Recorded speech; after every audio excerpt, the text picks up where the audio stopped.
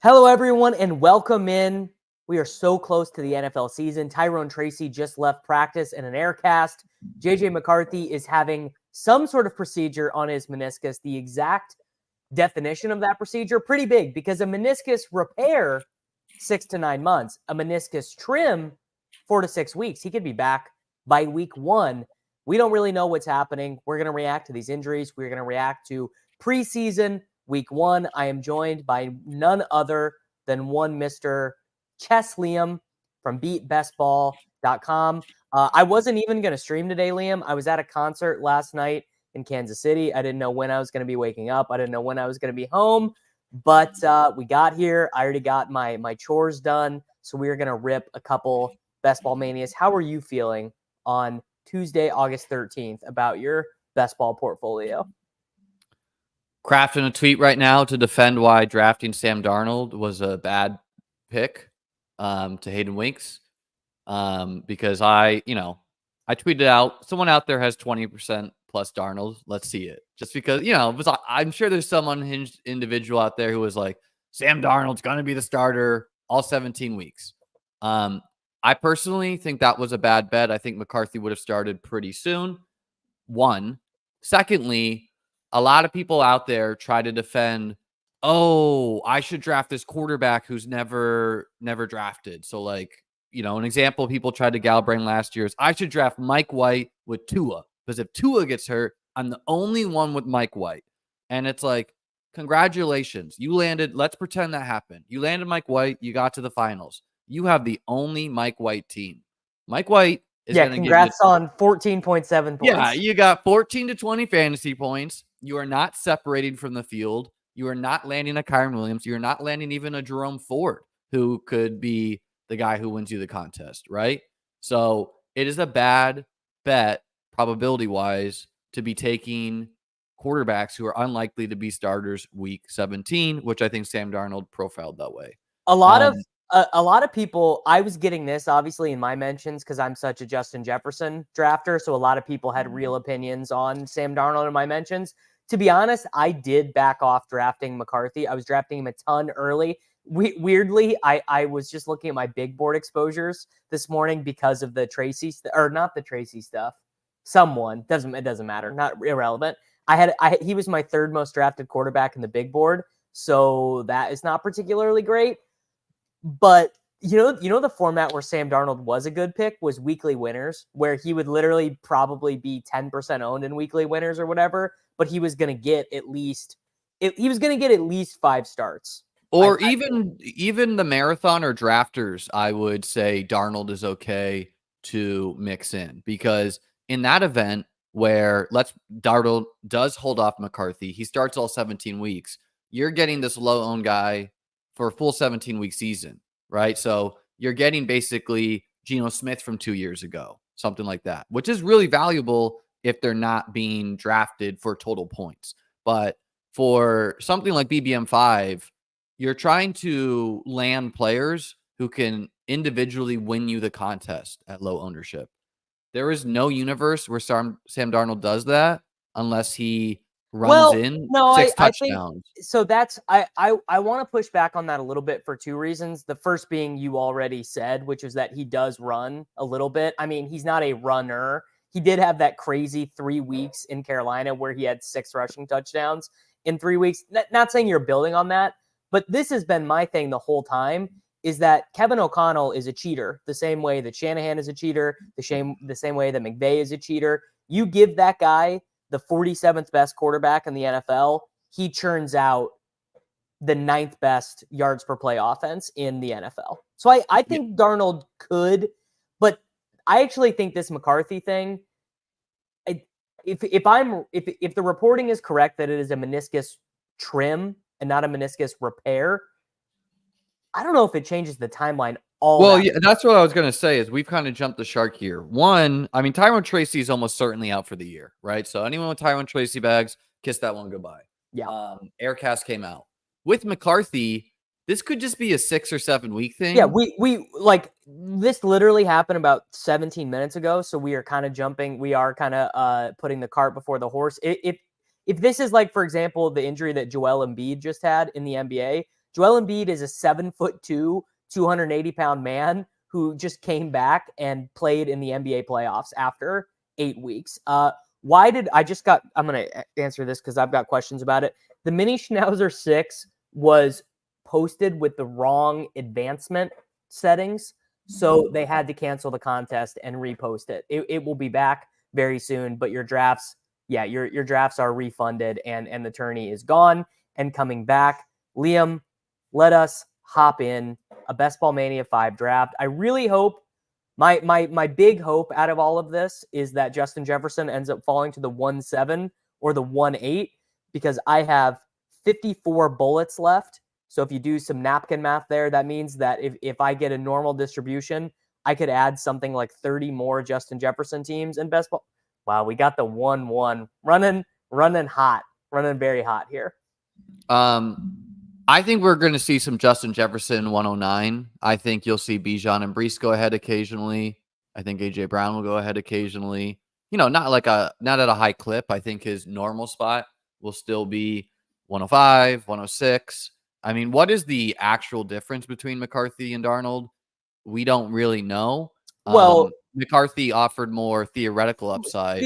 Theoretical ceiling. The issue with Darnold has always been Darnold in the. Or by the way, you want McCaffrey or Lamb when we start? What's your exposure to both of those guys? 12% McCaffrey, 8% CD. So I must be running hot on one. I would say Lamb then.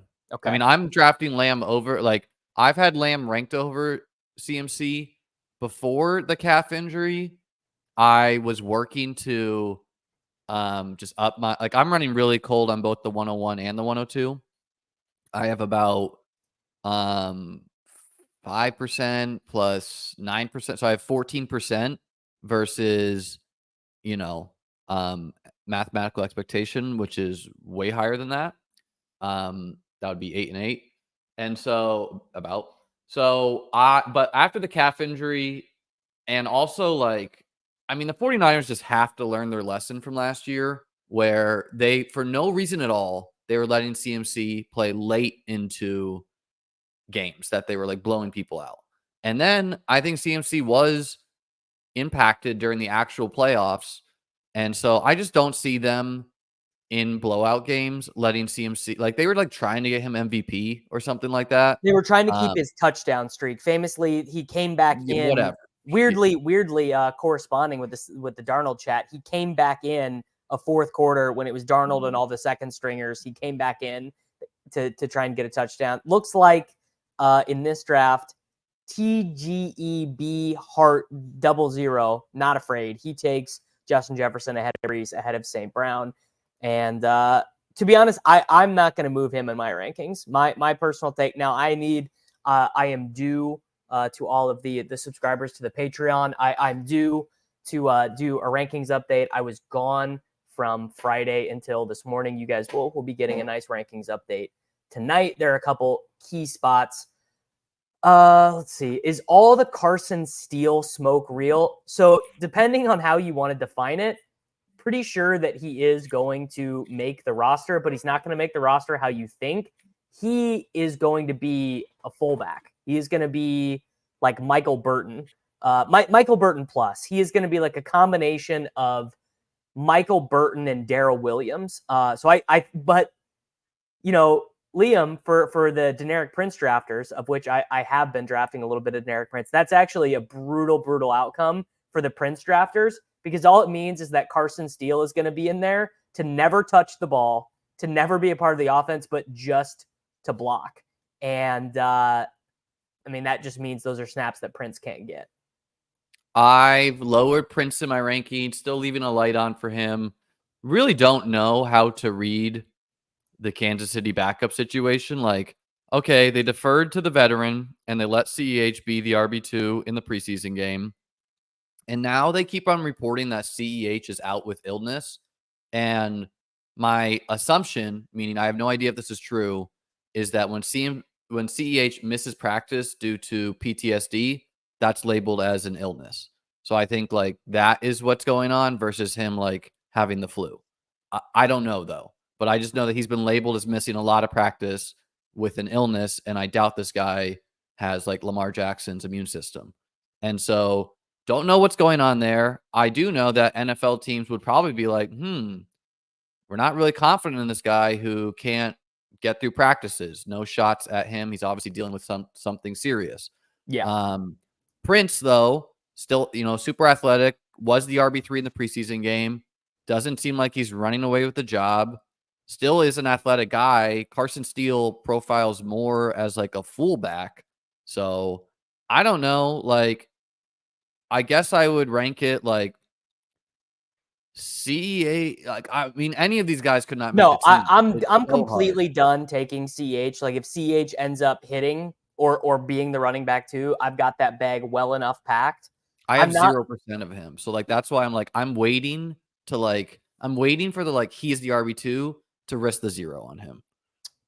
Sure. I mean, I think Prince is the better selection right now, but it's not like Deneric Prince is a good pick. Let's not do the Devonta Smith team. That is like 1,000,000% overlapped. Let's do like Metcalf, Aiyuk, or Mike Evans or Kyron. Let's get something like that going on. I'm taking Neighbors. You want Mike Evans? Well, Aiyuk is my guy over Mike Evans. Yeah.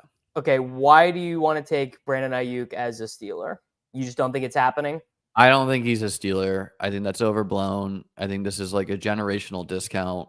And what's more of a generational discount? Brandon Aiyuk discount or the Roma Dunze discount? They're both really big discounts, in my opinion. I mean, getting the guy who went legit at the 108 or 109 in the NFL draft, and people are like trying to comp Roma Dunze to JSN, who went in like pick 21 in the NFL draft. Like those are not even in the same stratosphere as far as the level of prospect you are. Like the 109 is a level of like that's a blue chip player. You're getting a blue chip player. I mean, it's for example, to buoy your point, he's going right about in drafts where Ja'Marr Chase went before we all got rookie pilled. Before the entire market decided you got to take. I mean, Marvin Harrison Jr. He's the first rookie wide receiver ever. Not only he went in the first round in this one. The highest drafted rookie wide receiver ever was who before? I mean, none of the guys went that high last year. Chase was like a 6th rounder. Chase was, yeah, but he was. There were stretch before he had the drop-itis reports. It's like a 4 or 5. He was a like on my winning BBM team. I think I went RB, Josh Allen, Amari Cooper, and then Chase in the 5th. But Chase, I think he was going at the 4 or 5, and then he dropped to the 6th. Yeah, because it was like he's struggling to adjust to the stripes of an NFL ball. Like that. Like that was legit reporting we got. Okay, we actually really. I'm just realizing this. We completely buried the news. Like completely, which is that as of right now, Tuesday, August 13th, Jahmyr Gibbs is not at practice, has a hamstring injury. There is an unsourced guy. He's got like 1,100 followers. He has ESPN in his bio. I don't want to spread FUD because I don't think this is real, but there is a guy saying he has a torn ACL. I don't think it's real. I think that's probably not, I think that was fake. I was streaming last night when this Jamoke account with like 700 followers, account. ESPN Insider, like people were like, Scott Filipowski is reporting. Scott Erickson. Okay. Scott Erickson. All right, it's not true. Everyone forget I said it. I'm sorry. I apologize. I'm taking it back right now. No, so the recent news we have on Gibbs is hamstring injury. Now, hamstring injury is generally just not a great injury to hear. It's like high ankle and hamstring is not what you want your dudes to have in the preseason. Yeah, especially hamstring, because I think that can linger even more. Like the high ankle, like, okay, I think Jerry Jeudy ran bad, but like on his recovery. Jerry Jeudy might just be bad. Yeah, like whatever. Like I think that's unique to him. But if he, if a player rests, like Josh Downs is just not gonna be walking for 5 weeks. Like I think he's got a good chance to heal from that. Hamstrings, hamstrings a little bit different, right? That's like generally like a muscle. I have a hamstring injury right now, obviously I'm in a very different spot in my life than Jahmyr Gibbs, but I've had a dinged hamstring for 6 months and I can't get it to go away. Like it'll feel better, but it does not go away. To relate to an NFL athlete like Christian Watson, we're hearing that he had to do like severe, like recalibration of his muscles to, to fix his hamstring injury or try to. So like that's probably something like that's going on with Gibbs. I doubt it's to the level of like muscle imbalance. I'm taking him in the second round. I do think we will see some third round Gibbs. I'm not, honestly. I'm letting him go. I think we'll see some third round Gibbs. I think that's I don't think Pacheco can pass him. I think Kyron could, Achane could in an individual draft. But I'll genuinely be buying the dip on any player. Let's go Mahomes and Worthy. Wow. Liam, what got into you, dude? Do you know ball all of a sudden? Well, I mean, first of all, I feel like when Mahomes is there, we gotta do it with you. Here's the deal. I am taking Mahomes there on my own, like literally 0% of the time, because I want my Dak and CD to be almost 1-to-1. Like I want to have no Dak without CD, and almost every time I have CD, I want to take Dak. So that was not. I mean, look, I'm not ever gonna. We're doing Dak too. We're doing Dak at the 9th round too, if he's there. Yeah. But I agree with that. Like that's alpha wide receivers. I generally would like a near 1-to-1 correlation with their quarterback. But so on the Worthy front, like I already preferred Worthy straight up to Hollywood, and now with his injury, like Hollywood is likely to make it back to us. I've been seeing him fall to the 70s and 80s in a lot of drafts. I moved him down in my rankings. I mean, I had the 3 Chiefs guys back to back to back at wide receiver anyways, but I moved him down. I moved Rome up. But I mean, I think probably the right place for him to go, I don't think he'll fall this far. The right place for him to go is in the JSN, Kean Coleman, Brian Thomas, Jameson Williams, like hell vortex, where we don't really know what we're getting with any of those guys. I think that's the right spot for him. You just are really proving that you don't know ball when you say stuff like this. It's like, bro, I need you to watch more NFL games and then say things like this. I need people to learn ball. It's very frustrating. Well, actually, like Worthy's gonna like roll an ankle or something, and people are gonna be like, "I told you, too small." You can't beat press coverage, bro. Yeah, the thing you would be worried about. He saw week 1 that had him roll his ankle week 8. You know, the thing you would be worried about with Worthy's size would be he can't consistently win down the field, and the team just doesn't trust him to earn intermediate, like middle of the field targets. Like they're not using him on slants and crossers, essentially. I mean, I think Rice is the clearest pick to be a league winner. Like Rice should probably just go ahead of Kelsey. I think. Well, no, that's wrong because of positional stuff. But Rashee Rice should have more yards and touchdowns than Kelsey, probably. I mean, if Rice is not suspended, we valued him as a 2-3 turn player. We did not value Kelsey. But that was in the big board before Hollywood signed and before they drafted Worthy. Yeah, I don't care because I still think just like reading all the practice report tea leaves, he's like repeatedly the number 1 target. And you can get Rice in a different elite tight end.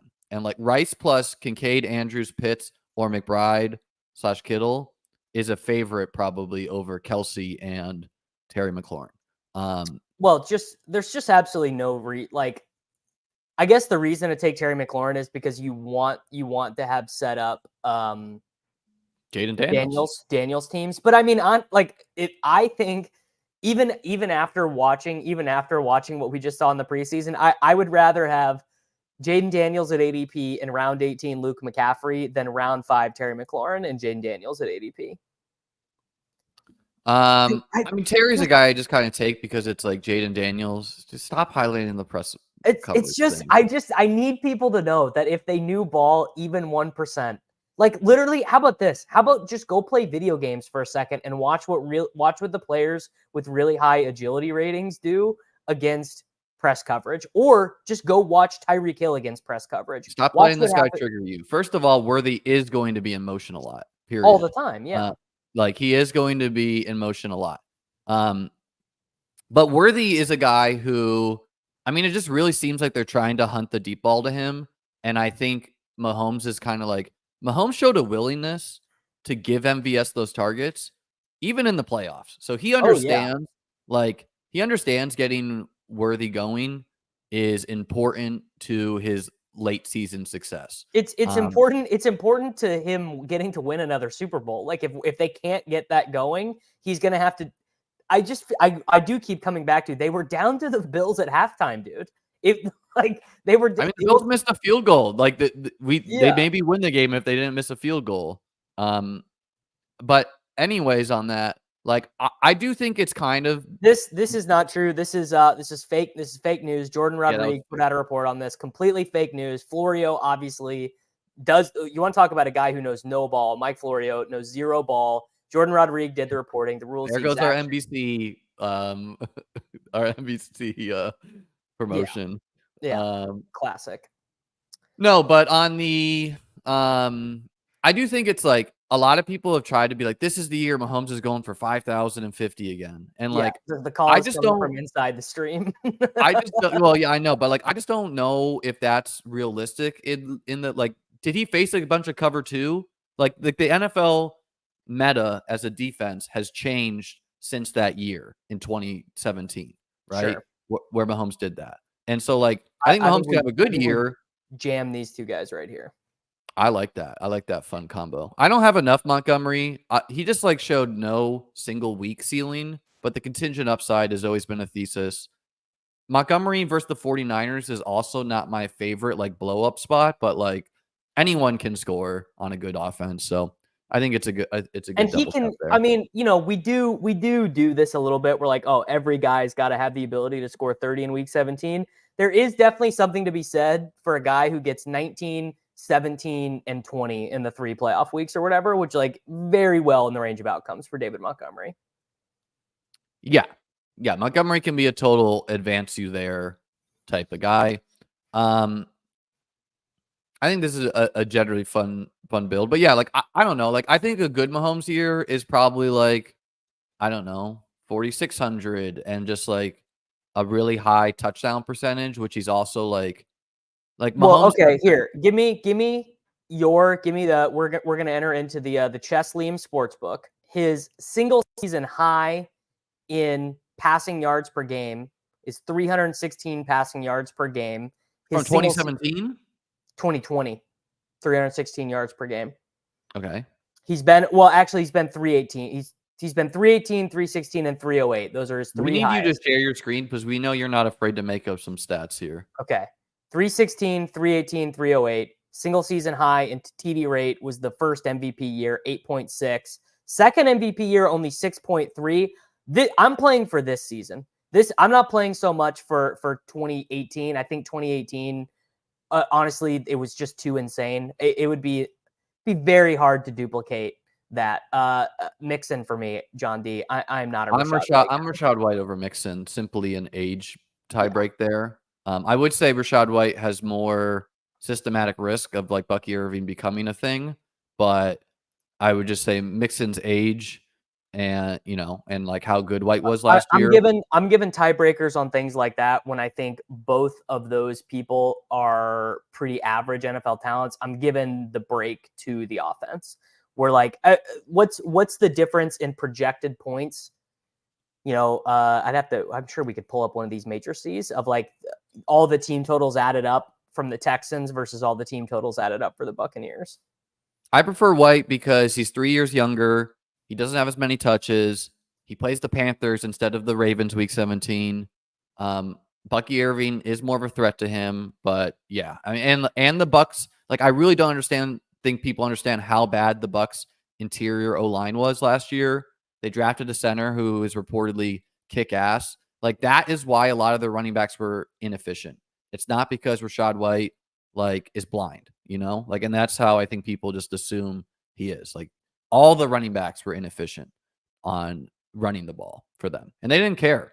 But yeah, like I think a feather in Mahomes' cap is Mahomes threw like 0, like he was last in the league for touchdowns like over 10 yards. Scott Barrett tweeted this out. It's like Yeah, the it was average Warren Sharp. length, like the average length of his He was passing tied with Davis touchdown. Mills. He was Yeah, tied with it Davis was Mills for last hilariously in the low. league over like a 3-year sample or something.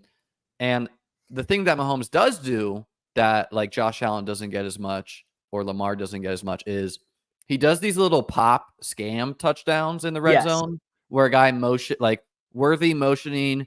It's basically a run play, but it gets counted The at. Chiefs prefer to pass in the red zone, whereas the Eagles, the Bills, the Ravens don't really do that. So it earns more for him than it would be for Pacheco or whoever else it is. And that's obviously what plays into that number a little bit, because if you add a bunch of 1-yard touchdowns in, it is going to change the complexity. But the deep passing offense has been bad for about 18 months now.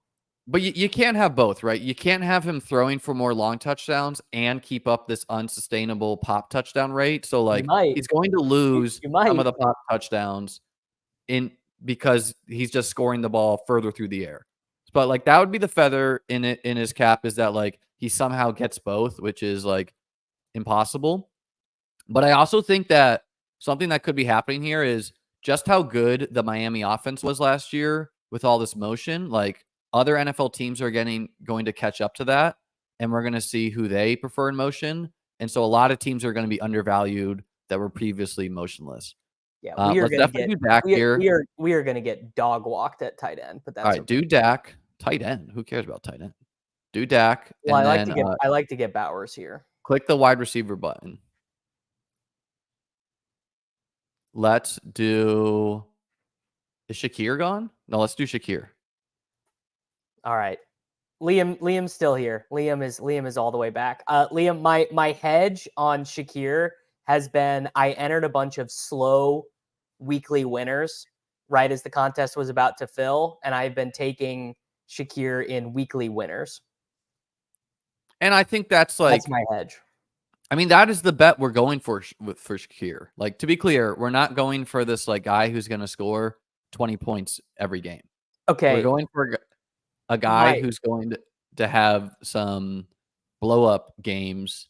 And I thought so a lot of people read this preseason usage, which is like, some of this is laughable, right? Like the Bill starters played, I don't know, 10 snaps. Keon Coleman was on the field for all of them. And so people are like, trend line up. Keon Coleman, 100% snap rate player. Shakir only played 50% snaps with Josh Allen. Shakir is Christian Kirk. He caught like 3 balls and looked good with them. And so I personally have moved Shakir up my ranks. I moved Curtis Samuel down a little bit, who might just be a little bit more gadgety. I think they're coin flipping. But really, it wouldn't be surprising for Shakir to be the number 1 wide receiver in Buffalo.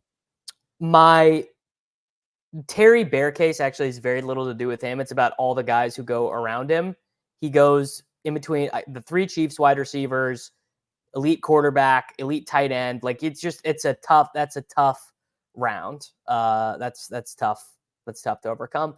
I don't think this is that bad. I don't think having Dak. So we took Dak Prescott instead of Jonathan Brooks or Raheem Mostert or Zach Moss.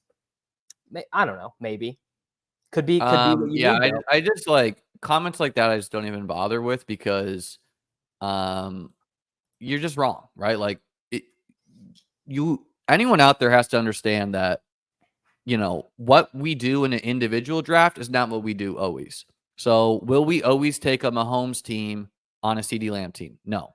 Will we always take Dak Prescott on a team where we already took Mahomes with CeeDee Lamb? No. Again, right? Like sometimes we will pass on the quarterback there. Will we sometimes take both elite quarterbacks, except that we're going to get a little bit more thin of a bet at our RB3, but we have 2 elite potential quarterbacks? Yes, right? Like that's what we're doing right here. We sacrificed Mostert, Moss, Brooks, Pollard, Chase Brown, whatever, and instead we're going to hope that Blake Corum, Rico Dowdle, I said I wanted the rate. I said I wanted the rate of Dak and CD to be 1-to-1, which I still stand by that. Their ceilings are so linked.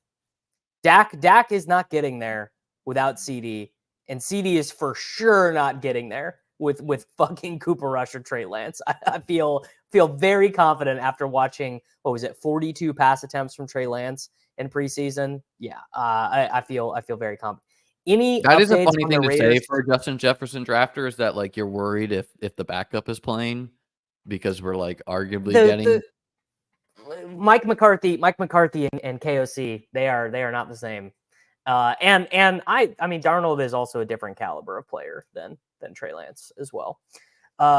If you're drafting CeeDee Lamb as the 101, yeah, you got to take Dak. You got to take Dak.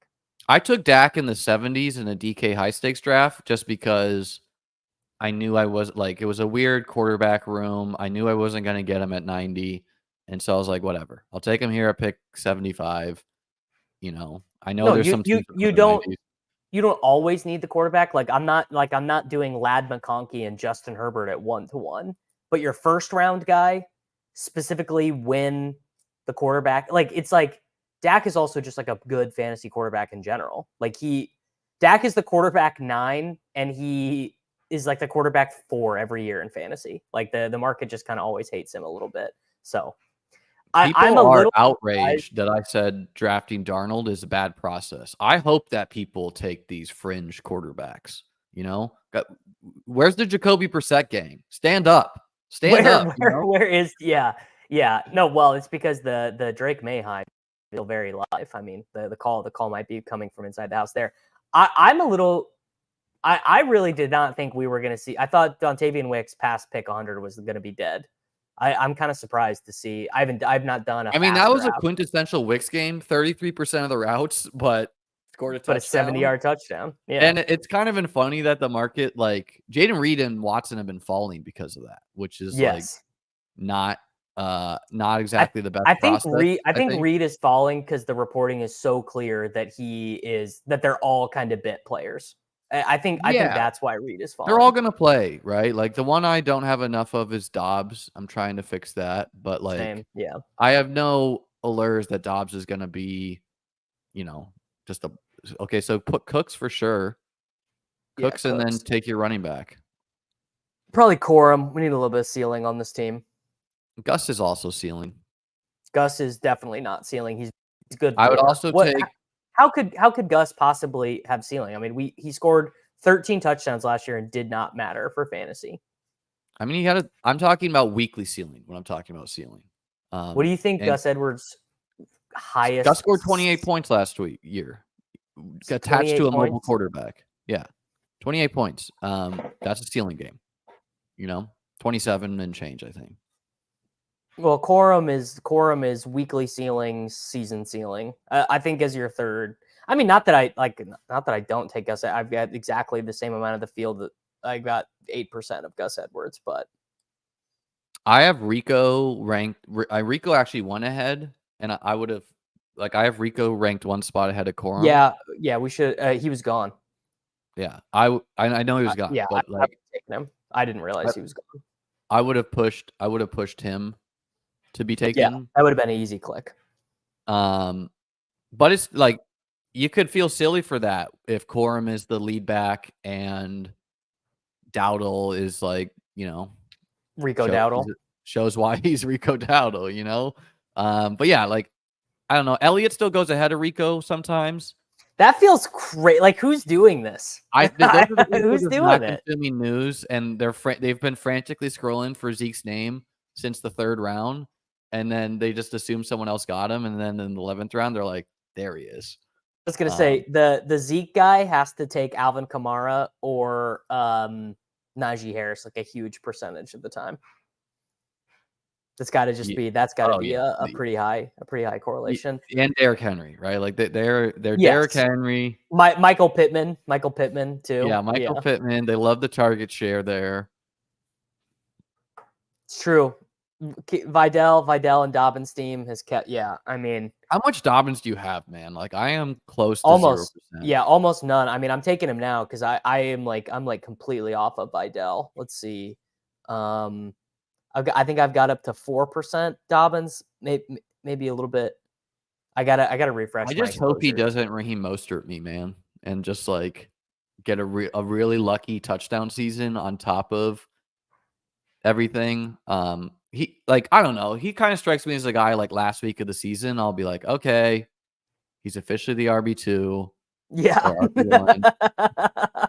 You know, Look, like I mean, we all. I think a personal thing that I did wrong was I was writing him off. Like, oh, he's injured, he's banged up, like he is going to start on PUP, he's not going to make it through a season, and we got to training camp, and they were like, nope, Dobbins good to go, no PUP for Dobbins. Vidal, who's that? You know, we never heard of this guy. What do you mean, Kamani Vidal? I've never heard of that man in my life. Like we probably, me personally, I probably should have just realized that was happening, you know. I'm still skeptical that he can hold up over the course of the season. I took my first Jarrett Patterson share in drafters. Yeah, you know, that I would not do. Although I think it's a way to bet against. It's like drafting Vidal. You know, it's a way to bet against Dobbins. Sure.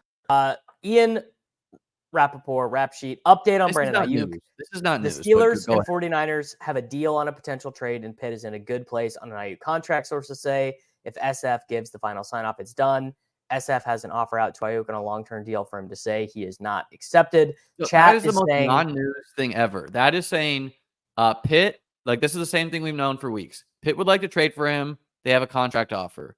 San Fran also has a contract offer, and they're going to come closer to the Pitt number is what that means. Like San Fran is not trading Aiyuk. It just makes no logical sense. It does not make any sense for them at all unless Aiyuk spotted listening to Wiz Khalifa. Yeah, that's pretty good. That is a funny comment. The only thing that makes any sense would be is if he just does not want to play. Like if the relationship is just fucked up. That's the only way it makes sense. He doesn't even have that option. He will have to play this year. He could sit out a couple of games, but he needs to accrue a season. Yeah. Otherwise, he's right back to where he was. Well, yes, but the vibes might just be terrible. You know what I'm saying? Like if both sides are just like the vibes are terrible here. Let's take Dobbins. Okay. Right? I was going to float Komet and Musgrave. I think the Komet FUD is overblown. Like we're hunting touchdowns. Yeah, but I would love to get a Dobbins share through you. But it's a good team, Dobbins. so just think twice before if you want to risk that. No, I need to start working him in. I really do need to start working him in because I really do not want to get Mosterted. Like, because the thing that would be extra frustrating about getting Raheem Mosterted by J.K. Dobbins would be I have gotten Charlie Brown in the football with J.K. Dobbins like every year of his career. Like every year of his career, I'm like, J.K. Dobbins. I was hammering him in the 5th round last year. Just like, oh, got to get more J.K. Dobbins. J.K. Dobbins is the sneaky dead zone back with league-winning upside, and he got a half. You know, he got a half of football. Someone just posted a $3,800 investment on Sam Darnold in their underdog portfolio. With the logic that he might get 6 games out of him, 60% drafted. Someone sent me a screenshot the other day. Oh, who was it? It was either Wix. I think it was Wix. They had like 48% Wix, like $5,000 worth of Wix, and I was like, damn, you know ball, dude. How can Cole Kmet be good? Caleb Williams is a Hall of Famer, dude. Yeah, that's yeah. Like, okay, Gerald Everett's gonna play some. Kmet might be like 10% less route participation. I don't care. Kmet is going to run. I really don't care. He's gonna like run down the field sometimes, and we're like I had no illusions.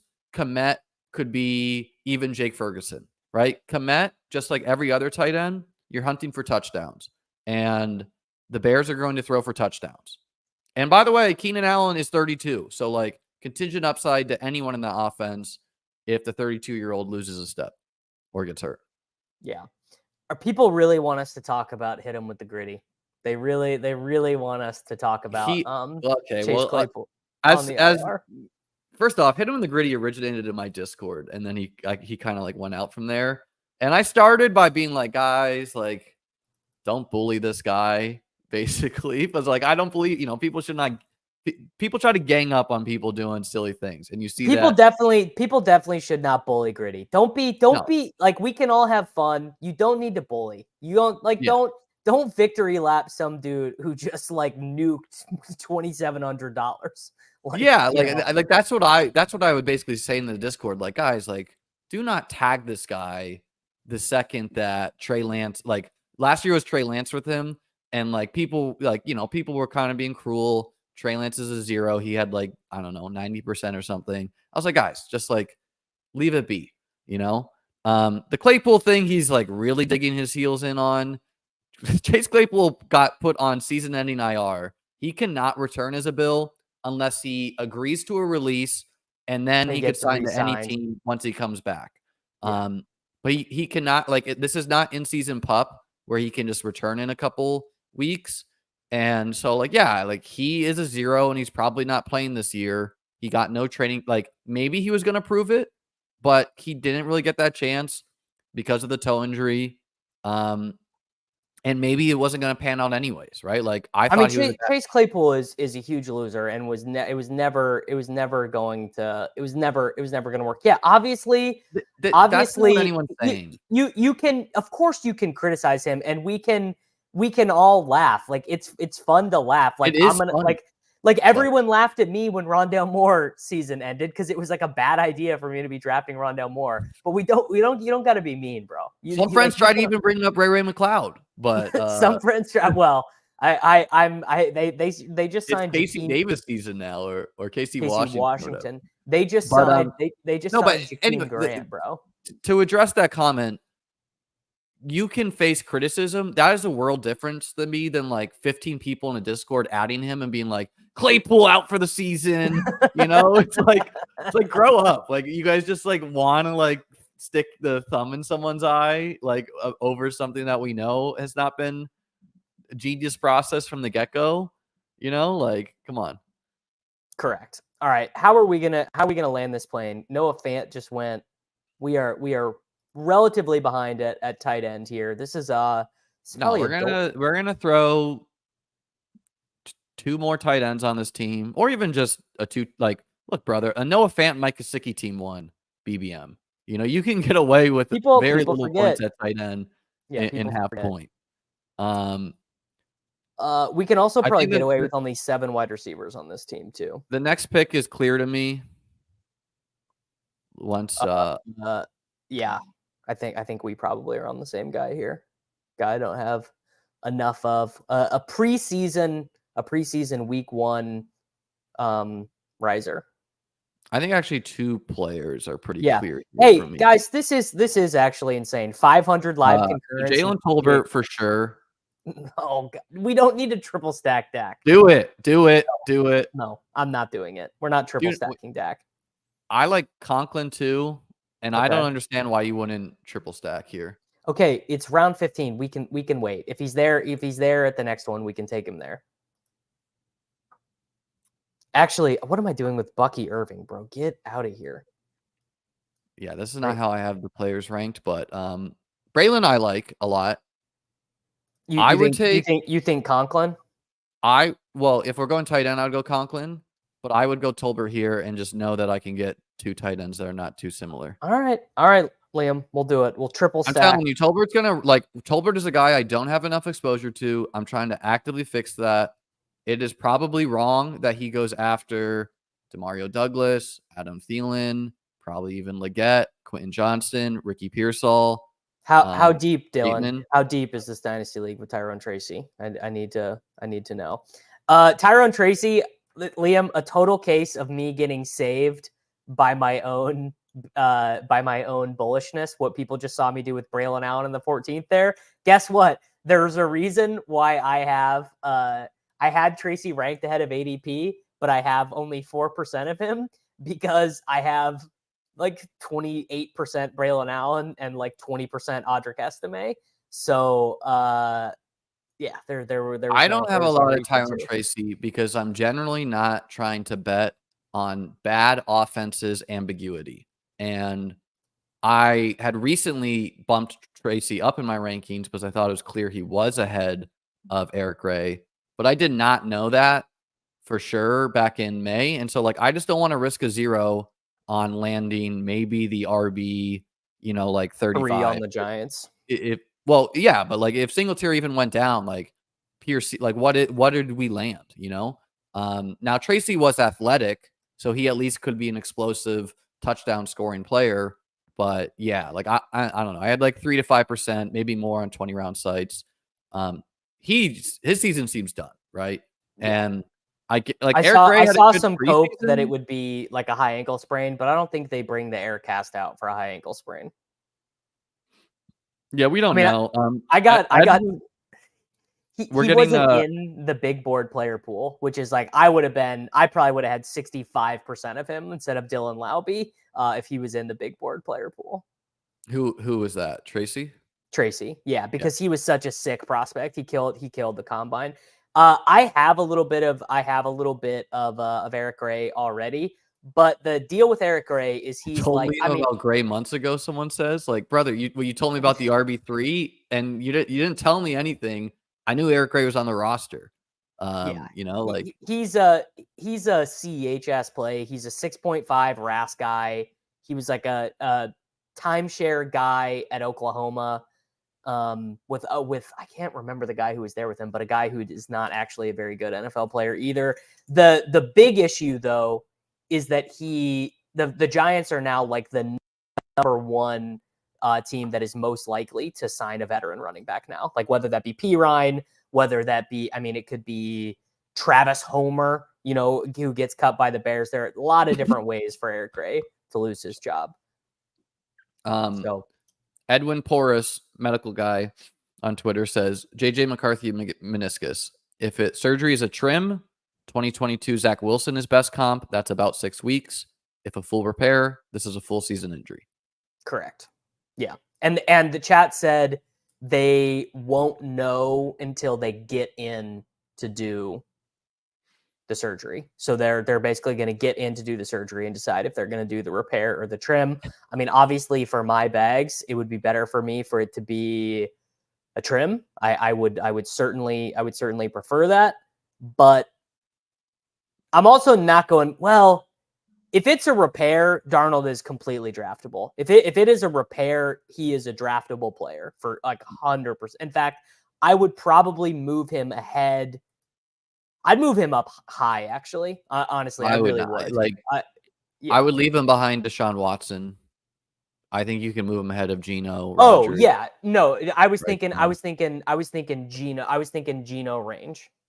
Yeah, he can be in the Baker Geno range, right? Like, what's the difference? Well, he's attached to a first round player, and those guys are not attached. I to might move Singletary like 1 or 2 spots up just because I thought the threat of Tyrone Tracy dethroning Singletary was real. Was realistic, but Eric Gray probably ain't gonna do that. So you ultimately Singletary is not a high ceiling bet, right? He's not explosive. He probably won't score a lot of touchdowns. He's good at making guys miss, but he will never score a long touchdown. Like he just can't do it. He's like a 4.8 40 guy. So could he like have a wizard red zone season a la Jamal Williams? Sure, that could happen, but not Definitely the highest ceiling guy. Probably defensible to take him after like you could take him ahead of Tajay Spears if you want to, but that's a mix for me.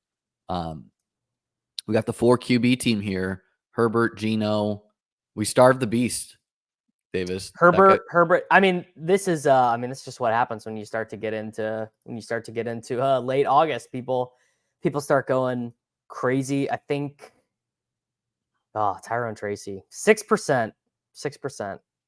These people who are like showing me these high Darnold exposures and like they ran good. Sanat goes, okay.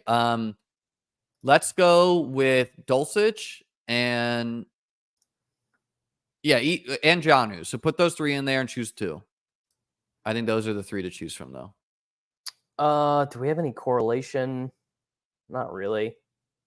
All right, Jonnu, Dulcich. Dulcich is higher upside. Juwan big time. Is less likely to be a 0. And what's our structure? What do you want to spend the last spot on running back? We could do. I think we can go whatever way. We have got a 2-5-7-3. We have got Mahomes and Dak, Kenneth Walker, David Montgomery, Blake Corum, J.K. Dobbins, Braylon Allen. Yeah, we need another running back. CeeDee, Neighbors, Aiyuk, Worthy, Khalil Shakir, Brandon Cooks, Jalen Tolbert, Cole Kmet, Jonnu Smith, Greg Dulcich. You could be real happy with the Shakir share because like this is how you usually build, not the Dak team, but you never go for like the Bills ambiguous player there. So mixing in those Shakirs is a good, change up for your portfolio. I'm sure. It really depends on the position for me, balancing between rankings and ADP. Like at running back, I'm pretty much am just drafting my rankings. Like I will reach 10 spots on a guy a lot. Wide receiver, I try and be a little bit more humble and balance my exposures a little bit because the wide receiver breakouts are a little bit weirder. And I mean, quarterback and tight end is kind of like all stack based. I mean, I draft a shit ton of the elite guys because I have the elite guys ranked ahead of ADP up and down. It depends where you're drafting for me. For example, like DraftKings ADP is just like nonsensical at times. So like what I write on my website is like, Brian Thomas was ranked in like, I don't know, had an ADP of like 90 or something over there. I had him ranked in the 60s. And what I would write there, I was like, while I value Brian Thomas here, do not take him at 60, take him at 80, play the ADP of the market that you're drafting from. Will I occasionally just ignore that and just draft how I have ranked? I do that too to get different. I bake ADP into my rankings, so I don't have guys ranked. I mean, some spots where the market is just hilariously wrong. Like for 2 months, I had Chase Brown 20 spots ahead of ADP, Dontavian Wicks 20 spots ahead of ADP, things like that. And then as the market came in line with my rankings, I didn't need to adjust anything. Like as Chase Brown has risen up, I haven't had to change that much. And it definitely can get you into very troublesome spots in the later rounds. Man, 10%. You're only doing one ranking site, right?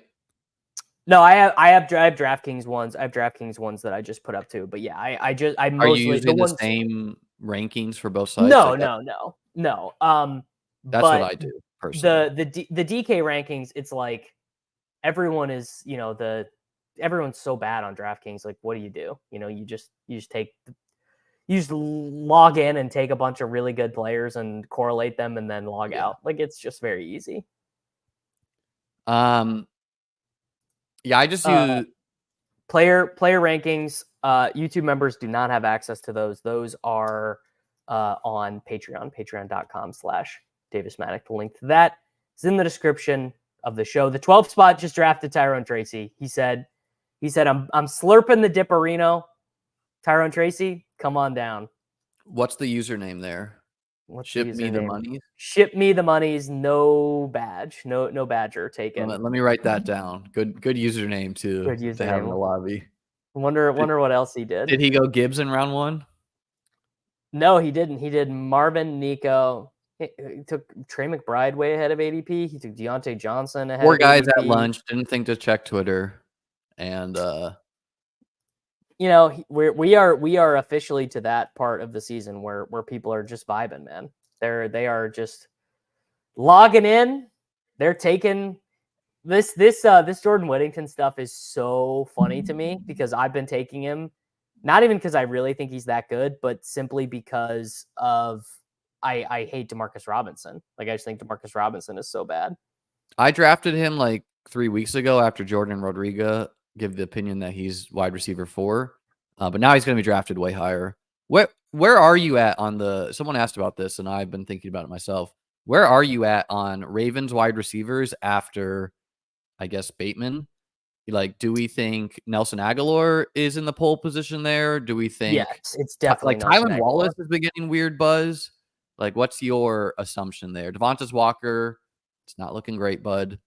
Yeah, let's see. Let me check my Devontae Walker. If I could turn my $430 to Devontae Walker into $20, I probably would take that trade right now. Yeah, I would like. I mean, I don't think it's a death blow for him because he can earn his role, 8 weeks into the season. But It's not looking great for him. McCaffrey, Burton.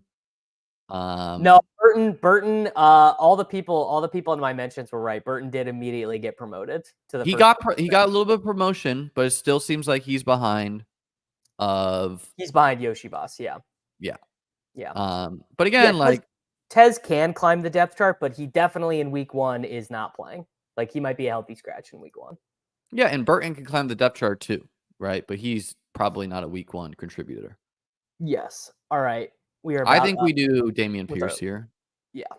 I'm trying to Unless build. you would rather get the Will Shipley week 17 correlation.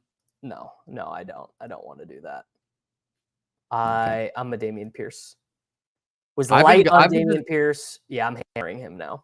I've been drafting Shipley over Gainwell. Hope it's not Gainwell, but it's got pretty good team, Gainwell, David. right?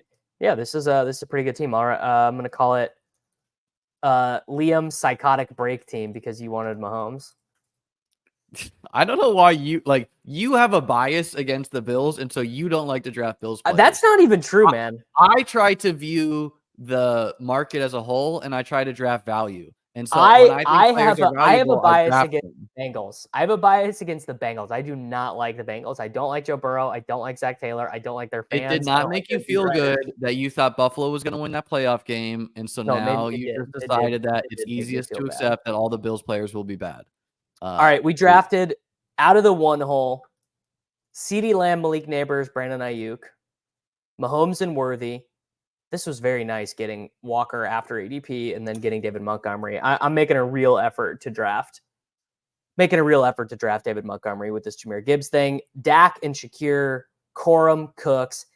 If we were going to take Tolbert a bazillion spots ahead of ADP, we should have taken a running back over Cooks.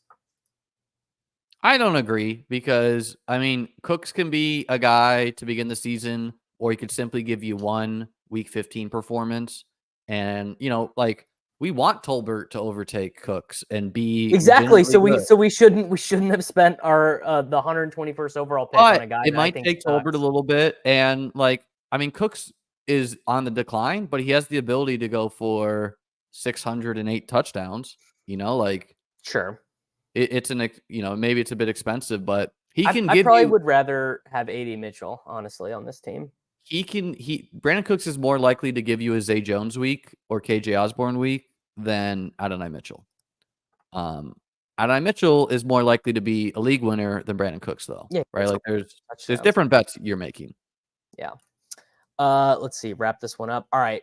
Finished it with Blake Corum, Brandon Cooks, J.K. Dobbins, Cole Kmet, Braylon Allen, Jalen Tolbert, Jonnu Smith, Greg Dulcich, and Dameon Pierce. That is a lot of bad tight ends. A lot of tight ends who are going to project every week for 7.6, 0.5 PPR points. We just need them to fall in the end zone at the right time. I think Corum and Dobbins plays together well, where it's like if Dobbins starts the year hot and Corum needs some time, they can play off each other in that way. Yeah. Liam, I'm going to draft another one. You can hang out. You can leave. I gotta run, but thanks for having me on. Peace out, guys. Everyone, make sure to check out beatbestball.com. And I'm going to go ahead and draft another one, at least one more, maybe 2 more, depending. Actually, today is my wedding anniversary, so I probably am not going to be around that late. Fuck, we got the 111. Gonna have to decide on Jahmyr Gibbs. Spoiler alert, it's not going to be Jahmyr Gibbs. That's not going to be who I'm taking. I do need to update my rankings. Couple key spots. I'm probably going to move Gibbs down to this range right about here. Honestly, push comes to shove, I probably am going to take A-Chain over Jahmyr Gibbs at this point. Yeah, 111 sucks. At least when you have 112, you can just pick who you want. Like you don't have to worry about what the guy at 12 might do. You can just be like, oh, all right, I'm gonna double tap Nico, Jonathan Taylor, or whatever, real quick. Yeah, the anniversary gift. I didn't have anything too crazy. We just had a nice long weekend in Kansas City. Went to a concert. Went on some nice dates. Lived the dream. So we went on a little vacation. And that was all we do. Yeah, 12 just has no rules. I guess that's the difference. Is 12 has no rules. You just go. You take whoever you want at 3-4. Take whoever you want at 5-6. Eli Mitchell asks, any advice for saving BBM bullets as we get more news closer to the season? You've got a lot of bullets left. I only have 15. Man, if I only had 15 left, I think I would save them a little bit, actually. I think I probably would maybe wait even until the contest was like 95% full, and then just do if it was like 95%, it's like September 2nd, and you just ripped a bunch of fasts. I think that would almost be ideal. Concert, we saw Childish Gambino at the big arena downtown in Kansas City last night. He was awesome. He's amazing. Dude is the absolute best. I had the t-shirt on earlier, but I had to change because you get home. I'm a psycho like that. I get home and laundry, you gotta do it right away. You gotta basically it needs to look like there was no chance that you were on vacation immediately after getting home. Yeah. Yeah, anniversary gift, the guy's sitting off here. Yeah, that's what I'll do. I will win Best Ball Mania 5, and then we will really be able to have an amazing anniversary. Yeah, Childish Gambino does put on a great show. If you guys are in a city where he is touring, it really would be an incredible night out. Like, go out to dinner. He comes on at like 9:15. He's on until 11:15. He fucking kills it. The dude is the absolute best. I don't live in Kansas City anymore though. I lived in Kansas City for a long time. Lived there when they drafted Mahomes and all that stuff, but I live in St. Louis now. I moved here with my wife. Will Braden Morency give us AJ Brown at 111? I really hope so. I really hope that he does. But I will take Puka. Yeah, I don't care. I will take Puka, and I will let Dave the Champ decide on what. Yeah, he did. This was the thing, Dylan and FF Doom. He did do a bunch of the old shit. He did like 45 minutes of the show was all old shit, like stuff from like even like 2010, from like the first mixtapes and stuff. It was really can't complain. Honestly, it was worth getting 4 hours of sleep and then driving back here to get the nose back on the grindstone this morning. All right, he did Gibbs and Samuel. I'm just gonna take the easy correlation. I think I'm just gonna take Marvin Harrison Jr. So we start Puka Nacua, Marvin Harrison Jr. I mean, that's a very basic bitch start, but you can't complain about it. I'm not worried about this synovial knee bursa sac issue that Puka Nacua is having. I'm not worried about anything at all with Marvin Harrison. Marvin Harrison is absolutely the nuts. Yeah, I do. And I personally, I'm not worried about Puka and Cup together. There definitely is a school of thought that you don't want those guys together because they probably can't have the same absolute ceiling in the same game. But man, they're ping pong weeks. I mean, just think about their playoff schedule. Think about the ping pong weeks. You've got, one dude getting 27 points per game, and then the other dude gets like 11 or whatever, but it feels pretty incredible. Is there a better start for the 102 spot in half PPR than Lamb, London, A-Chain? Not really. I mean, maybe Cup, honestly. I think my truth serum take, I'm debating on what I'm going to do for the truth serum take. That the ship chasing guys are doing their truth serum show. It's going to be like I think it's going to be like a YouTube video, maybe. Not sure exactly. One of my truth serum takes might be that Cooper Kupp should be a first round pick. That might be my truth serum take. I'm still deciding on that. FMK Best Ball Redraft DFS. Honestly, marry Best Ball. I think Best Ball is my favorite game.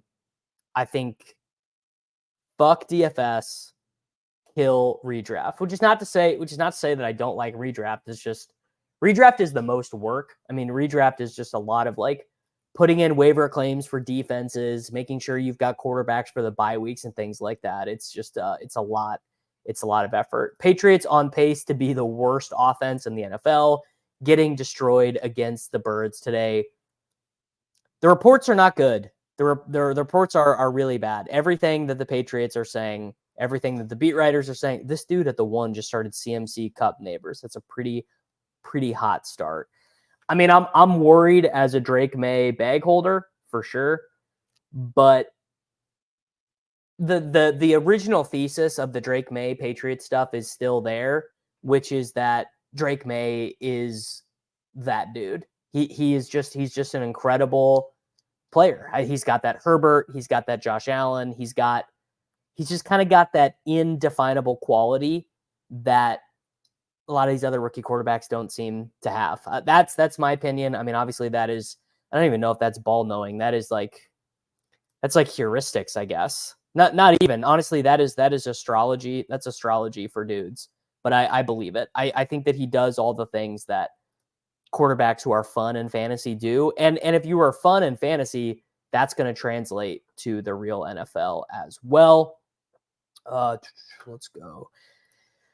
Yeah, the Patriots should have ripped off crazy doofs mental and drafted O-line. I mean, yeah, maybe they should have. Although they did draft offensive linemen. They did draft offensive linemen and wide receivers with all their picks. Yeah, this is the exact it. This is the exact thing. I would totally rather bet on the aura of Drake May than anything to do with Bryce Young or the Panthers or some of these other crappy teams. All right, this is why picking from 11 and 12 sucks, because this area of the draft is just absolutely so. Who do you pick here? Who do you pick? You know what? Frickin' Pacheco's gone. Kyron's gone. Even ETN is gone. What do you do? What do you do? Huh. Tank guys on my left. You know what? Let's do a Diggs team. I've got like no Diggs. Trying to get a little bit more of the Texans. Let's do some Stephon Diggs. Weird question, but do you look at your lineups during the season? I personally don't look into the playoffs and I've been told that is weird. I don't do a ton of that, honestly, but the reason why I haven't done it a ton in the past is because I've had so much going on in season, but now we're going to be doing content. Fucking Anthony Richardson goes at the 3-4. All right, dude. I mean, whatever. Let's rip off a Kelsey. Let's rip off. I probably don't have very much of this start at all. Puka, Marvin Harrison, Stephon Diggs, Travis Kelsey.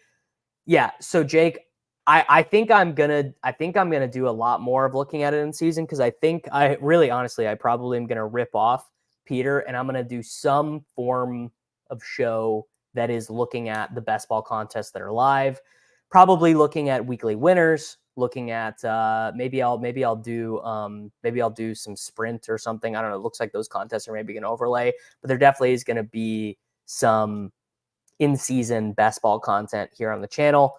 What else is there to do after DFS lineups are dead on a Sunday? I mean, the thing is, though, is I am in so many redraft leagues, and those you actually do have to look at, because you might need to be making lineup decisions. You might need to be swapping guys out. You might need to be adding a defense. I still play in a couple that have first come first serve open, like my home leagues and stuff. So you might need to be doing some decisions. How about this? Rashee Rice going at pick 41. I think the discount is officially over. So the Stephon Diggs thing, let's dig into that a little bit. Diggs is going to be on the field in 2 wide receiver sets. His weekly ceiling with all those routes should be bueno. Yeah, that's absolutely true. This is where I'm coming at with Stephon Diggs. The first thing with Diggs is that I think Tank Dell's season got a little bit underrated last year. He's a weird prospect. No one really expected the Texans to be that good, and he got injured. But this run right here, so obviously this run was pretty incredible, but you guys can see from the snaps, he's a part-time player. 48% of the snaps week 1, 79%, 61, 70, 36. This was the game where he got injured the first time. He misses a game with injury. He comes back. He goes 3 for 16. They also gave him some rushes. Kind of interesting. Then he's upgraded to a full-time starter. He goes 6 for 114 and 2, 6 for 56 and 1. He's got some rushing attempts in these games as well. 8 for 149 and 1, 5 for 50 and 1. Gets a rushing attempt here as well. I think that style of player is going to be getting more looks than the market is. Like, I basically think Dell is a little bit better than the market is. But the big difference between me and the market is I think that Nico Collins is him. I think that we sort of, what's the right way to explain this? So I think we sort of have gotten confused in our ability to evaluate wide receivers because a lot of guys who are smaller have been playing so well, the aforementioned Tank Dell being one of them, even guys like Brandon Aiyuk, Devonta Smith, Chris Olave, Garrett Wilson, Jalen Waddle, Christian Kirk, Zay Flowers. A lot of these guys we've been drafting are much smaller, but the real high-end range of outcomes, the true wide receiver ones, the CDs, the Jeffersons, the Chases, the A.J. Browns. Nico Collins is more like those guys. Nico Collins runs routes like those guys. Nico Collins is the same size as those guys. He's faster than some of those guys. Yes, but this I guess this probably is more the point. All of the Texans wide receivers are him per Chris Diaz. They're them. I mean, that really is the answer, is that they are all just quite good players and you want to have a ton of them. James Cook falling to us here, falling past ADP. I think he's a really good anchor running back when you start with Puka, Marv, Harrison, and Diggs. So let's take James Cook there, and then we are going to get a premium wide receiver coming back around. Yep. If I were to summarize my philosophy on the Texans wide receivers, it would be what Spurious News just said here, which is that Nico Collins is a dog, because Nico Collins is a dog. Yeah, James Cook has bad ball security. He's been a fumbler. He was a fumbler in college. He was a fumbler. He's just always been a fumbler. But Ray Davis, I think, is like a problem in the same way that Latavius Murray is a problem, I suppose. But he's the one who's got the juice. I mean, that's Cook is the one who has the juice. Cook is the one who is going to be an efficient pass catcher, which is something that Joe Brady really wants his guys to be doing. So I think Cooks he can catch. He can catch. It's just the drops look really bad. The Ian Hartitz sheesh drops. I mean, it's very real. You don't love it. But Cook is definitely a guy. Fuck, Worthy went. All right. What do we do? I don't really want to add on. You guys see this 20% Hollywood number. I don't really want to add on to that right now. Let's do Rome. So now we've got Stafford, Kyler, Stroud, Caleb all as quarterback outs. But yeah, that was annoying. Obviously, I really wanted Worthy there. What's my highest exposure? It's definitely not Dortch. Here, we got enough time in between picks. We can go look. I'll go look at my exposures real quick. Highest exposures, share this tab. Chase Brown, 30.9% on $1,304 worth of teams. Dontavian Wicks, $1,200 worth of teams, 27.9%. Xavier Worthy, $1,234, 26.8%. Jalen Warren, $1,177, 26.8%. Jermaine Burton, 24.8%. Greg Dortch, 24.3%. Braylon Allen, Devin Achane, Deebo Samuel, Travis Kelce, and Justin Jefferson. Those are my highest exposure players. Rome is not a better pick than Worthy, but Rome is a very good pick. They're both very good picks. And obviously, I actually wouldn't that be so easy for me to be wrong about that one, for Rome to just end up being the number one wide receiver in Chicago? It seems very real. Do I still like Vidal? I don't. I'm out on Vidal. I probably will not take him. Probably won't take him one more time. Probably completely done taking Kamani Vidal. If Vidal ends up, if he ends up being the guy you need, I will have him on a team that I drafted in May, and then I'll have some strong teams in May. Clay says he promised that he would take some notes on some obscure content. Watched the Texans offseason videos last night. Collins is like a chilled out version of Diggs. The team seems super high on Tank. Diggs, I don't know, man. I mean, that's basically my exact feelings. That is exactly how I feel about all of those dudes. Charles, couldn't be more correct. The doing the streams has had the percentages go down. It's really had the percentages go down because the guests come on. Look what I'm going to overrule the guests sometimes, but I'm not going to overrule them all the time. The other thing that is bringing the percentages down is that I just did 150 teams in the slow puppy. They're not all done yet, but if you're doing 150 slow draft teams, you're going to end up with some different combos. Is effectively what goes on there. So doing all the slow drafts brought my exposures down a little bit. Yeah, Jefferson is still going. I think this is going to change. I think this is going to change by the end of the day. Jefferson's gonna end up being like the 106, I bet, by tomorrow. Gibbs is gonna keep falling a little bit. JSN, Addison, Rome are worthy in redraft. I mean, I think worthy. I definitely think it's worthy.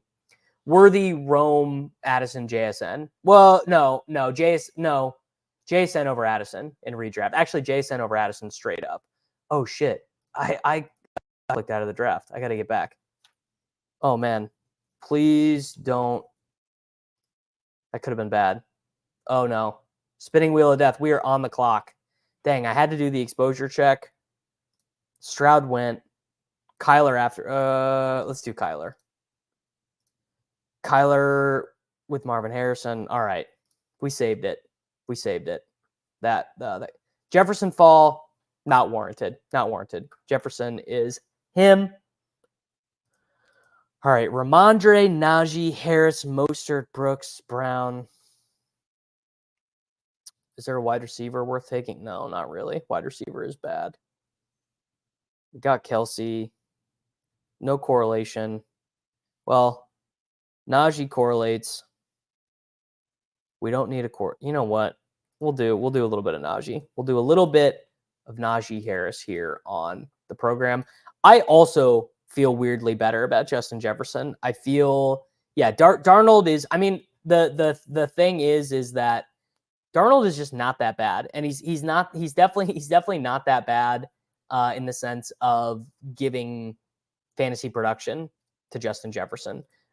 What percentage chance when you 150 max the BBM do you place of just making one team to the final? I don't know the exact math on that, but if you are an average player, so if you are a bang average, you advance 16% of your teams, you're not a great player, you're not a bad player, you can expect to make one finals of this contest size and of this advanced structure every 8.3 years. So I guess someone might need to help me with this math, but I think that means you can expect to advance 0.8 of a team. No, that is wrong. No, you can expect to advance like 0.2 of a team to the finals per year. So that's your EV. You can expect if you're exactly an average player. I mean, so no one quote me on that. No one quote me on that. That exact math. But if you 150 max, I know for a fact it is once every 8.3 years. But yeah, you guys are gonna have to fact check the exact math on how many teams you can expect to have in the final. My boy Rick Rhodes said he's scared of Justin Jefferson with Darnold. So if 0.2 would be one every 5 years, so even less. If you're scared of Justin Jefferson with Darnold, then I think frankly you don't know ball.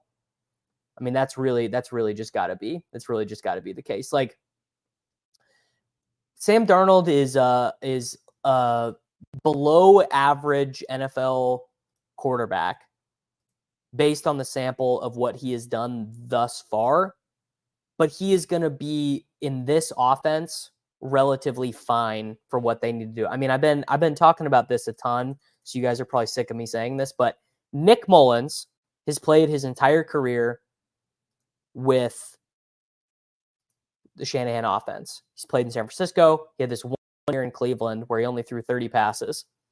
Look at his career YPA. 8 YPA.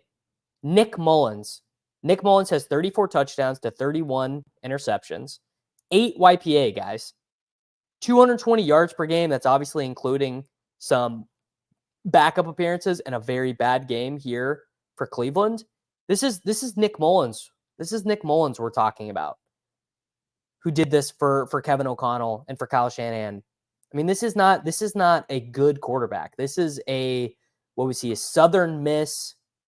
Was he even drafted? I don't even think he was drafted. I mean, we are over our skis if we are worrying about who is throwing the ball to Justin Jefferson, assuming that they are relatively fine quarterbacks, which I would definitely put him in that category. All right, we got to take a running back here. This is a really good Quorum team. Is there any chance that can I push Quorum? Can I push Quorum to 131? I might have to try. Okay, I'm going to do Wicks here. Say the line Bart. We're going to take Dontavian Wicks. We're going to add on to those bags.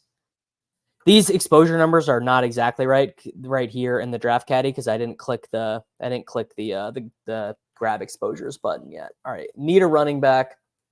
Brian Robinson Jr. is a pretty good running back to add into a James Cook, Najee Harris team. Brian Robinson Jr., welcome to the team. In all honesty, I do think the BBM team has probably been drafted because specifically of the Rashee Rice stuff, specifically because you could get Rashee Rice in the 8th round.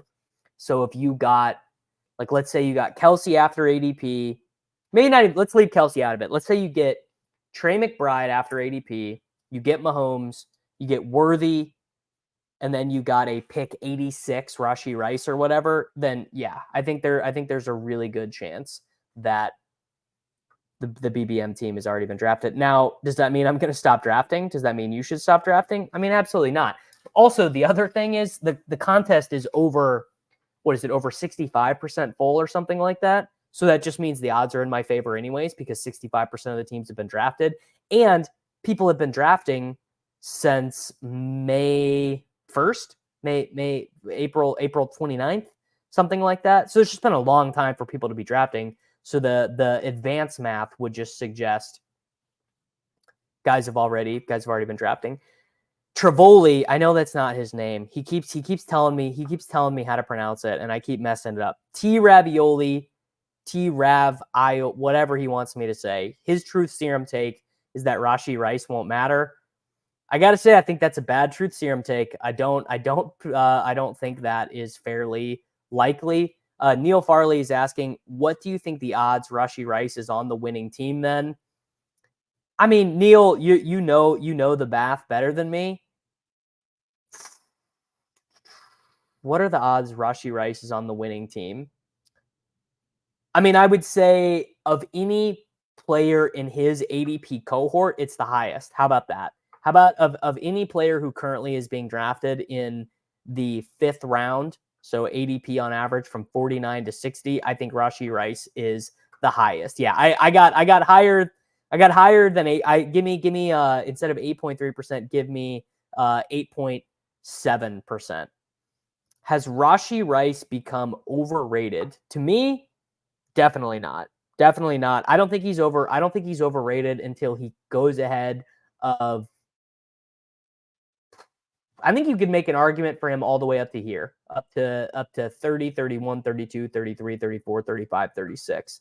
That's where I think he's going to settle. Sublime 7887 is asking, do you avoid taking an early round running back and an early round wide receiver from the same team, like Bijan and London, Tyreek and A-Chain? I wouldn't say I avoid it. I definitely don't target it. So I definitely, like, when I take Bijan, I'm not hoping to get London. When I take, although I actually weirdly do like Tyreek and A-Chain together. I like Tyreek and A-Chain together. I think that just the way the Dolphins play is kind of cohesive to some of those absolutely massive smash games. Yeah, that's the way I think about it. Lestoic has 0% Rashee Rice, 125 BBMs. Couldn't be me. I think that's pretty bad. But I hope that you have at least balanced that out by drafting a lot of Hollywood Brown, drafting a lot of Kelsey, drafting a lot of Pacheco, drafting a lot of Worthy. If you didn't balance it out, I fear you might have fun staying poor. Tim Holstead is saying, I think all the receivers in the first 8 rounds who have been mispriced probably exist on some early teams. The real question is if their late round picks were good enough to matter or not. Yes. That, I mean, you make the ultimate point, which is, I think, why this game is so interesting. I mean, that's why this game is awesome, in particular, that Underdog has invented, because of the pods. I mean, we can complain about the pods and the pod luck and, oh, it's so hard and all that shit, but I mean, look at the fill rates on the sprint and the marathon. People are clearly not as into it. People clearly like the pod stuff that we have going on. So I think, maybe the best team, the highest scoring regular season team, has already been drafted. In fact, I bet it probably already has been. But that team could die in week 1 of the playoffs, in week 15, if they just get a little bit unlucky. All right, about back up with a Kyler Cook, Najee, Brian Robinson Jr., Puka, Harrison, Diggs, Adunze, Wicks, Kelsey team. All right. Wide receiver is probably most cromulent here. So it's not really a running back. Fuck, this range sucks, dude. This is bad, bad, bad. What do you do?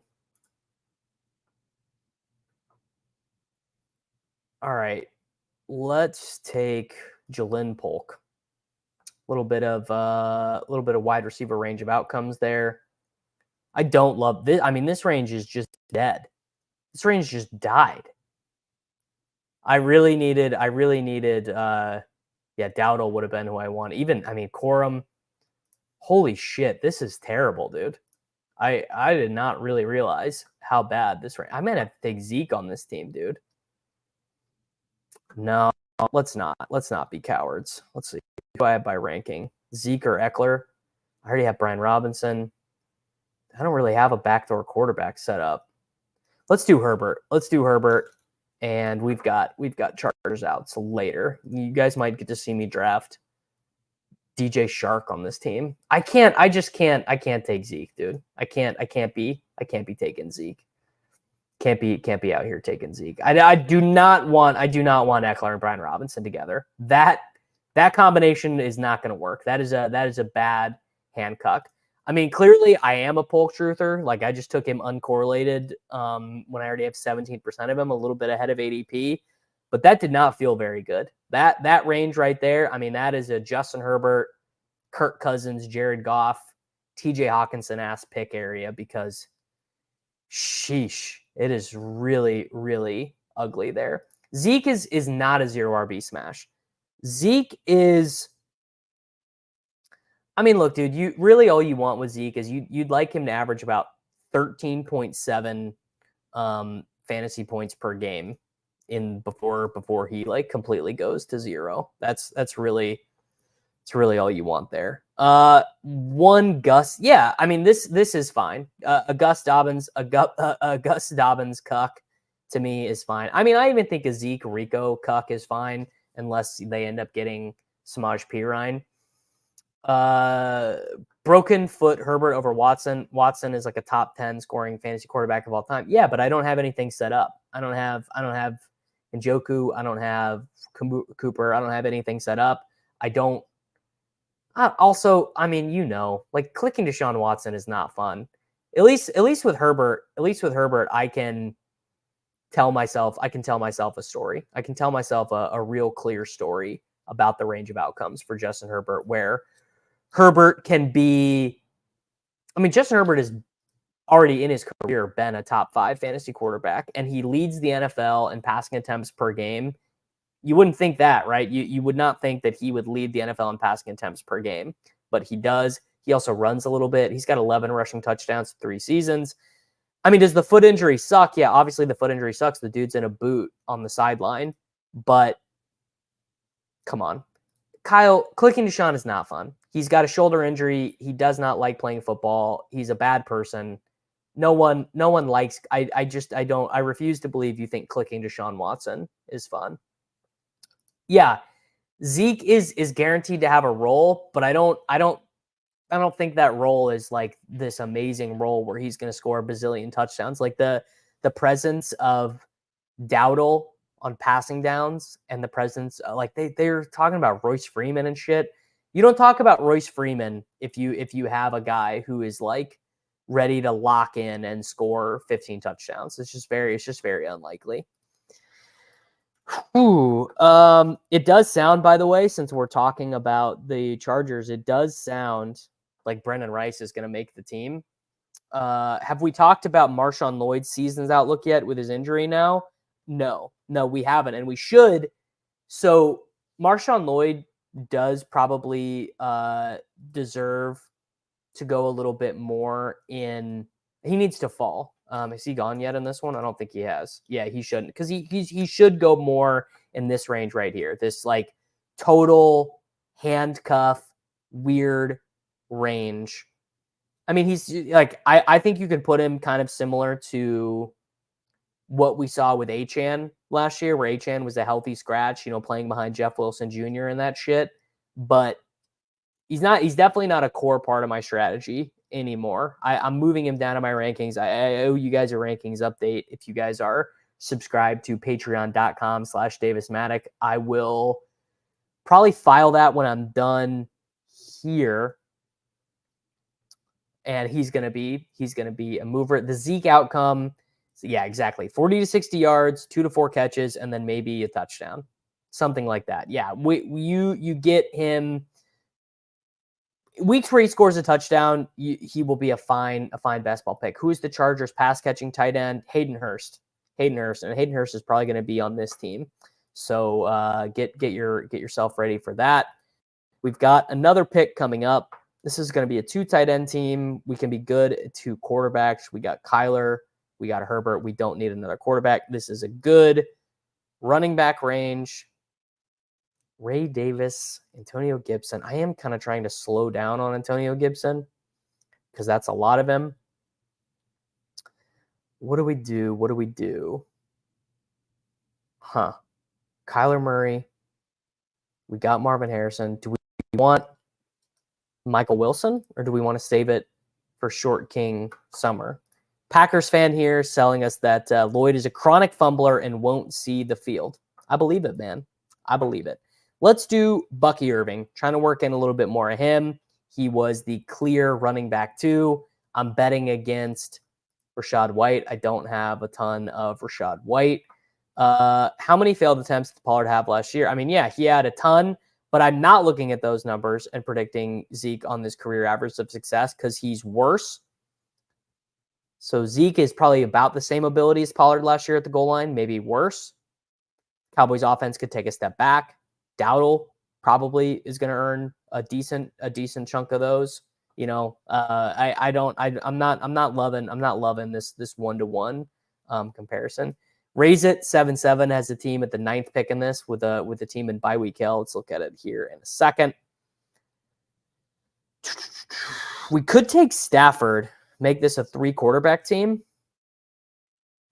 Could take Stafford and make this a 3 quarterback. We probably need another wide receiver. Or another running back. Yeah, let's do another running back. This is a weak running back team. Let's do Braylon Allen. Let's add on to these bags. All right, team, raise it 7-7. Yeah, buddy, you got the Kirk Cousins. So I was gonna say you gotta be bumming. Well, look, it happens to the best of us. Zeke, yeah, Zeke. I'm not saying Zeke looked terrible or anything like that. Like, Zeke is fine. He's fine. We're not. You just cannot possibly be that excited about Ezekiel Elliott. Like, he's completely fine. And maybe you could argue I'm being a little bit of a coward here, taking Braylon Allen over Marshawn Lloyd. Although, to be fair, we should take Braylon Allen because he's on the thumbnail of this. Chase Brown, David Montgomery, Braylon Allen. I liked this thumbnail. I thought it was a nice little thumbnail. If you are an audio listener, we are through 14 picks. We've taken Puka Nacua, Marvin Harrison, Stephon Diggs, Travis Kelce, James Cook, Rome Odunze. We added Kyler in with Harrison with the Puka bringback. We added Najee Harris as the running back 2. Took Dontavian Wicks at 107. That's the 9-11. Brian Robinson Jr., Jalen Polk, bring back to Justin Herbert, Bucky Irving, Braylon Allen. Kamani Vidal still going here. Diesel 821. Kamani Vidal 14.5. Got to be honest. Don't love it. Yeah, this is it's Zeke is a worse Najee Harris. I mean, that's a good way to put it. Mini Schnauzer 6 and 7 dropped. It's getting to that time of year. What do we got here structure wise? Can I do these slows? I'm trying to do slows right now.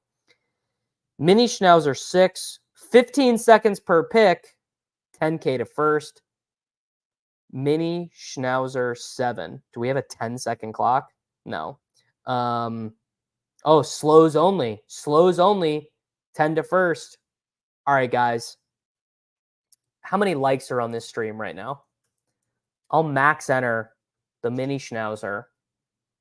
If we have 529 people watching and we only have 151 likes. Why do you guys hate me, bro? I'm here grinding and you guys are holding out on me, dude. 151 likes with 529 concurrents, bro. That's not ideal. It's not ideal. You guys got to help me out. But I do think I will succumb to the brainworms and max enter the Mini Schnauzer. Slow drafts have to be the worst thing, CW89 says. What do you want me to say, man? How am I gonna get as many? How am I gonna get to 1,000 drafts? How am I gonna get to 1,000 drafts if I don't do slows? I'm not a Superman. I'm not a Superman. Bowser says he'll like if I rip a Mini Schnauzer after this. I don't think so, bro. I don't think so. We gotta do BBM. I need this is on me for poor planning, but I don't have anyone to hop on with me. I don't have anyone to hop on with me today. I was because I didn't know if I was gonna be available. I didn't know if I was gonna be around. Didn't know if I was even gonna be in St. Louis today. I thought maybe we'd stay in Kansas City longer. So I don't know. I don't even know if I'm going to do another one. We might stop at 2 today, which would probably be my record for shortest stream. Let's see if here. Let me message and see if Easy is around. And if Easy is around, we'll do more. But I can't confirm or deny. $100 Ron would get on if he's free. All right. Let's see if Ron's free. Ron Stewart. I love to give you guys what you want.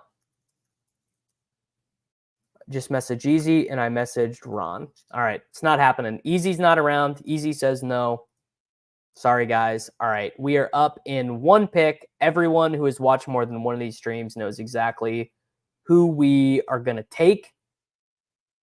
And I really hope that Braden Morency doesn't do it to me because that would be very unkind of him. He doesn't. We get Greg Dortch up to the wide receiver 81. It's short King Summer, dude.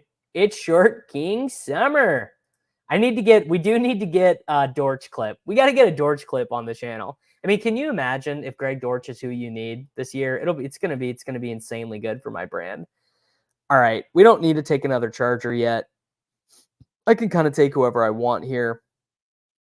I could take Shark. I could take QJ. Whatever. I'm going to let the Libs win. We're going to take DJ Shark. I feel really bad about it. That was not a particularly good clip. Dan, I've never gotten a team to the BBM final. Been close. Had a couple teams in the semis. Finished just right outside. People do forget the Puppy 4 final that I had last year. I didn't personally forget it, but people do forget. Never had a DK final team either. Lou says he could make a Dortch clip. I don't know. Do we want to do that though? Do we want to bring the potential jinx? I don't know. I think we do. Lou, set it up. Let's make a Dortch clip. Let's do a Dortch clip. How do you find out if a draft you did got canceled? I did one like 2 hours ago and now it's just gone.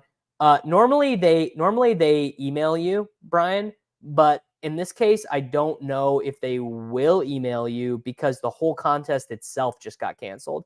You registered for the Mini Schnauzer 6 or the Mini Schnauzer 7. But what happened was they posted the content wrong. They posted it, I believe they posted it with a sprint structure. So they deleted it and they posted it back up. Tony is asking, are we doing a Discord league? Yeah, we'll do a Discord league. I'm not gonna promise it to you guys who are in the Discord right now. I'm not gonna tell you when we're gonna do it, but what I will do is can we postpone this to next week? I'm going to Chicago this weekend. I'm leaving Friday around noon. I will be returning Sunday night, and then I am locked in. Like I'm telling you, I'm locked in. I'm at this desk.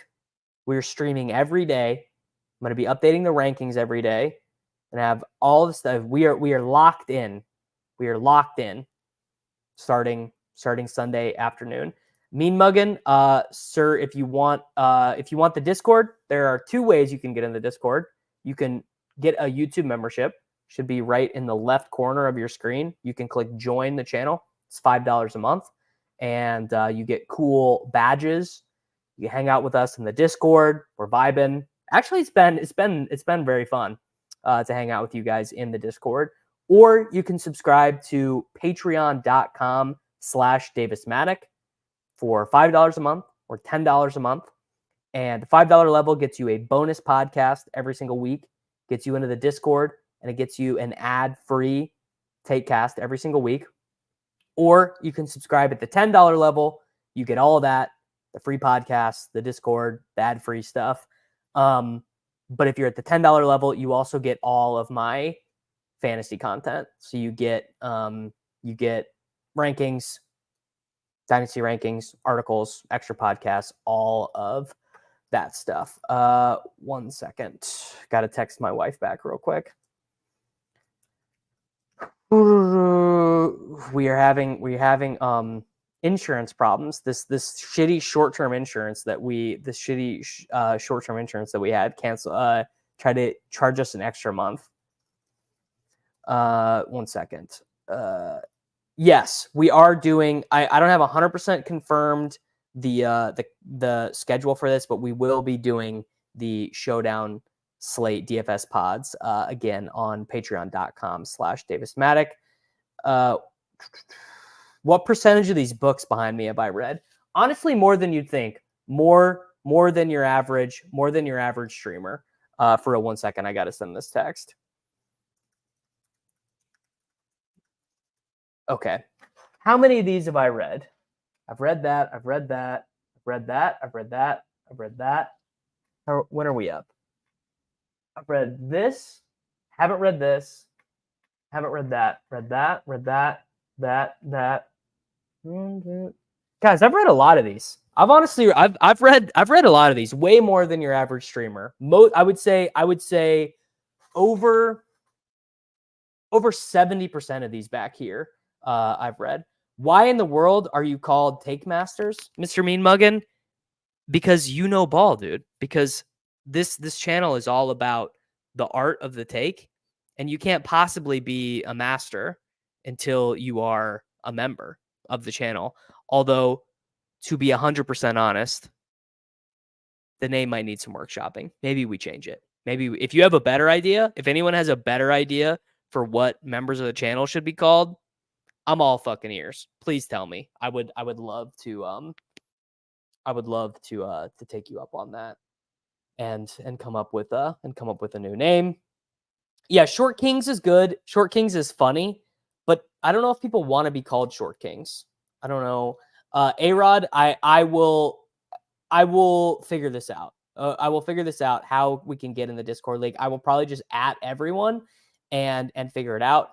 Benjamin May, yes, Vidal is droppable in shallower leagues for sure. Am I looking for any graphic design work? I mean, kind of. I'm kind of always looking for graphic design work. What I really need is I need someone who's like really goddamn good at making YouTube shorts. That is like the number one thing that I need, because I've got none of that going right now. All right, we've got a 2-5-8-1 with Kyler Murray double stacked with bring back. We've got Justin Herbert and Shark with a Jalen Polk bring back. We've got Kelsey and Najee. We've got Wicks and nobody.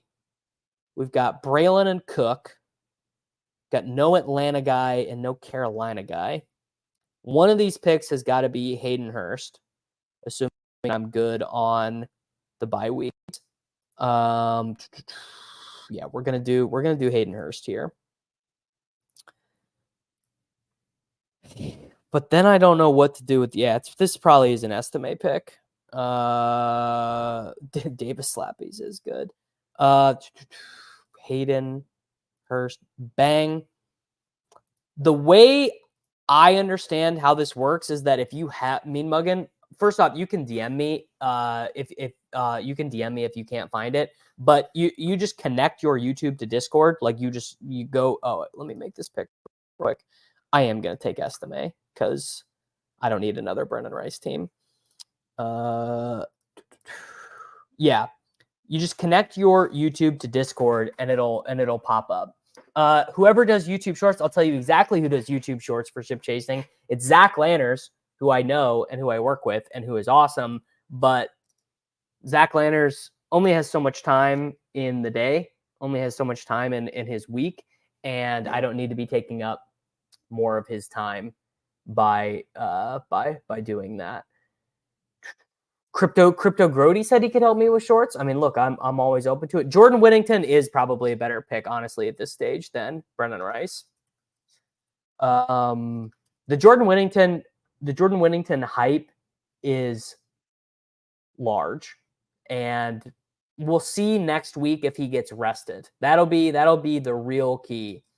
Will he get rested in preseason week 2? And if he does get rested in preseason week 2, then it's pretty much all steam ahead on Jordan Whittington. All right, where are we at with this team? Drafted out of the 11 hole, Puka Nacua, Marvin Harrison, Stephon Diggs. I did want to try and get Stroud on this team, but he went here at pick 81. I would have snap taken him at 83. The Tank Dell draft. I mean, that's always what happens, right? The Tank Dell drafter snapped him up, which is fine. You live and let live there. Kelsey at 38. Would I undo that one? I mean, there was no chance I was going to get well, Mahomes at 55. I mean, it definitely would have been possible, and I would have snap taken him there too. We got James Cook at 59. Feel fine about that. Generational wealth opportunity, Roma Dunze at 62. Kyler Murray, Najee Harris, Dontavian Wicks, Brian Robinson Jr., Jalen Polk, bring back for Justin Herbert, who we got at 134. Bucky Irving and Braylon Allen. That's got to be a very popular pairing at the 13-14 turns there. A lot of people are probably doing that right now. We got one Mr. Greg Dortch with Kyler Murray. Snapped up DJ Shark at 182. Hayden Hurst is the pass-catching tight end with Justin Herbert, and closed it out with Audric Estime. Finding Value Fantasy says people forget Puka played preseason last year, week 1. Robinson doesn't have to stay in front of Witt all year. I wonder if Demarcus Robinson doesn't play at all. I wonder. Sus, I'm not getting shark pilled, but I need to be realistic. I need to be realistic about it. I'm not taking Disley because Disley, first off, I was taking Disley a little bit early. I'm not really taking Disley anymore. I'm kind of over it. I'm more on Hayden Hurst. What else did I miss here? If Vidal comes out and balls out this weekend, am I still out? I'm always down to be Bayesian. I'm always down to reconsider and recontextualize a situation. But he's listed 6th on the team depth chart. All the beat writers say he's not going to make the team. Jarrett Patterson is a special teamer. Also, Jarrett Patterson is not like a 0. Jarrett Patterson is not a 0. He's been a bad NFL player, but he was kind of a fun prospect. He had a stretch where he had like 750 rushing yards and 8 touchdowns in 2 games. All right, I sent Pete a dynasty trade and he just rejected it. There's got to be a very good chance that he tweeted about it and he just shamed me. I really hope he didn't, because I think it was a pretty fair trade offer. but there definitely is a chance. All right. No Ja'Marr Chase today. Why are you so against Young when he goes in the 18th round? As in Bryce Young? Because I just don't think Bryce Young can win anything. I just don't think Bryce Young's a very good player. I don't know. I am just against it. What was the dynasty trade? I have in this league where I am tanking beyond tanking, like the worst team you can imagine. I am trading anything away that is not tied down. I happen to have Sam Darnold on this team. It's a super flex 30-man best ball roster league. I sent him Sam Darnold for a 2026 second round pick. And that's where we go. Eli Mitchell says he would take a first overall pick in the 190s all day. I mean, hey, more power to you, brother. I disagree. I disagree. All right. What do we think? Did we do all right on this team? I would not have done anything different on this team. I think this one was very good. Maybe not my best. Let's label it. I'll label this one. What do we do? Liam's psychotic break. That's very funny. I'm at least amusing myself. I'll label this one Short King Dortch with the chat. Or you can take a former second overall pick playing with the best wide receiver of all time. I do think I would rather have Sam Darnold at this stage. Do you guys want to make some slow draft picks with me? I've got some slow draft picks to make. All right. Short King Summer with chat. I've got about sorry, you've used that name before. Let me turn the music on. I always forget this, but when I'm on by myself, I gotta turn the music on. I think everyone enjoys that a little bit. All right, let's make some slow draft picks. Weekly winners. What do we got? I've got A-Chain, St. Brown, Neighbors, and Dell. I'm at 5'8". I can definitely try and push Stroud around. The elite tight ends are gone.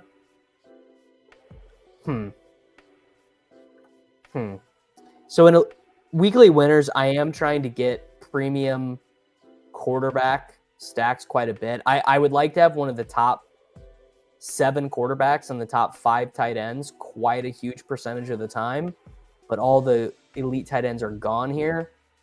I've got multiple outs at quarterback because I've got Tua, Stroud, Goff. I'm going to take Xavier Worthy. Xavier Worthy is an elite weekly winners pick. Let me pull the comments back up. Per ESPN reporter, no sign of Ja'Marr Chase at practice today. Notable because this would be the first day he wasn't at practice, even though he has been practicing. He's still been present. I wonder if that means if there's a contract coming. I wonder if that means there's a contract coming. All right, Xavier Worthy on this weekly winners team. We've got a slow puppy. We're almost done with it.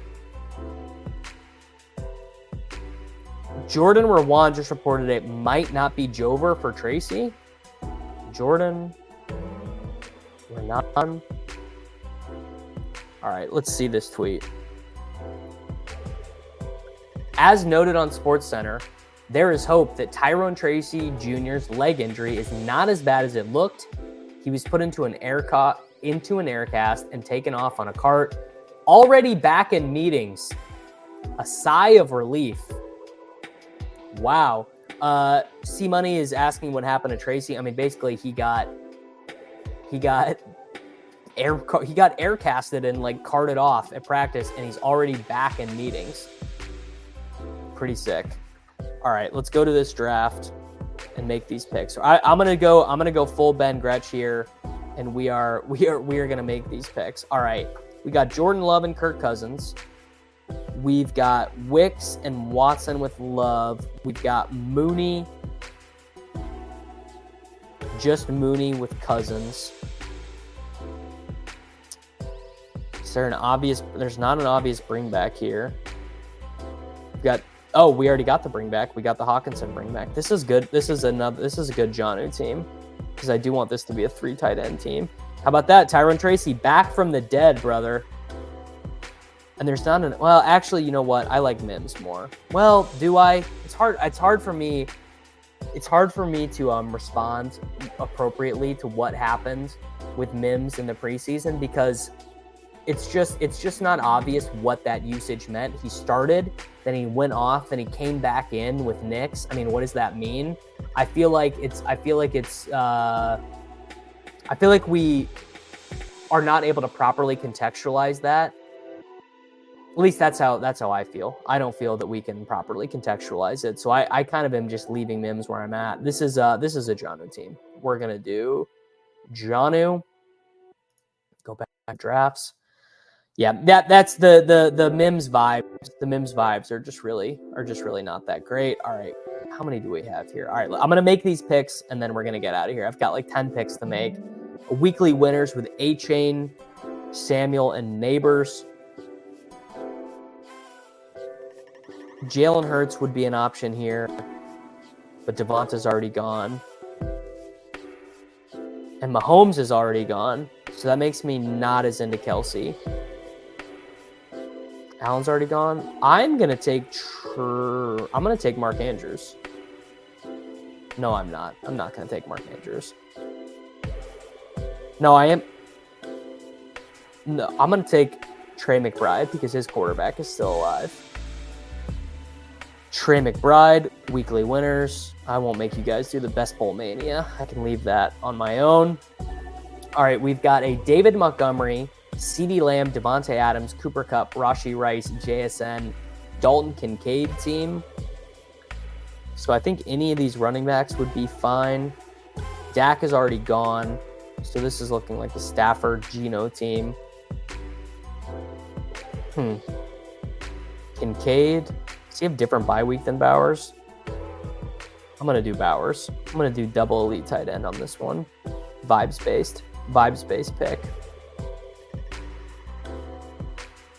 Jordan Schultz reporting Hollywood out 4 to 6 weeks. I mean, that seems right. Memphis piss boy.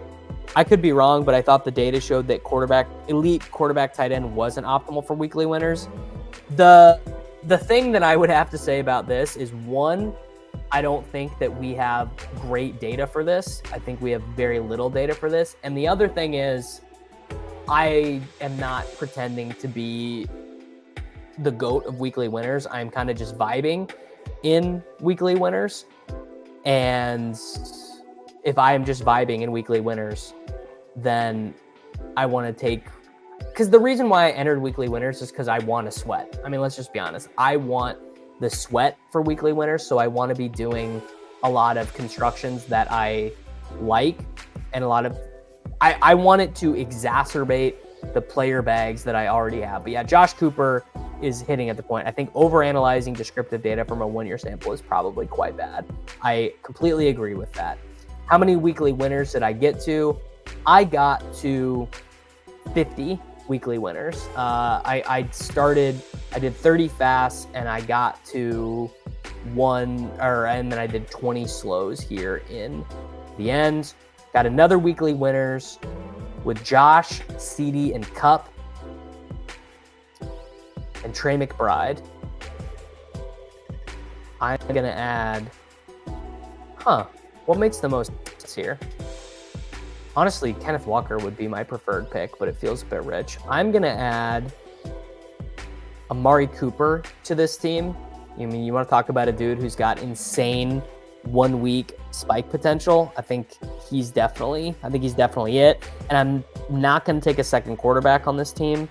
So let's just knock out Amari there. Slow puppy with Tua, Etienne, Walker, Brooks, Algier. So weak-ish running back room. Reek and Tua, Aiyuk, Kupp, Hollywood, JSN, Shakir, Bowers, Komet. So this is a wide receiver pick.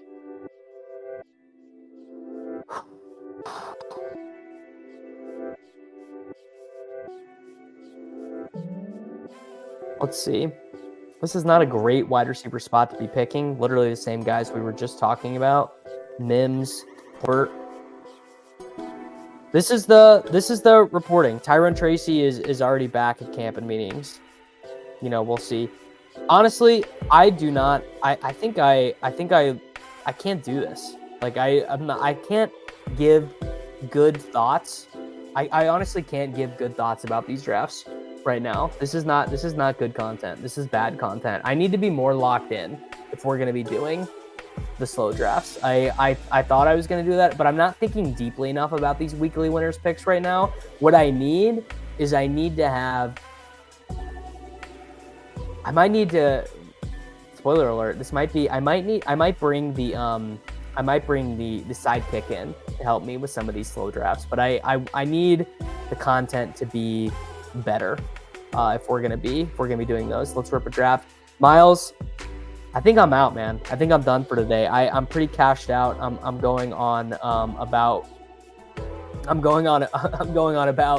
5 hours of sleep right now and just got out of a 4-hour car drive. So I'm actually gonna call it for today.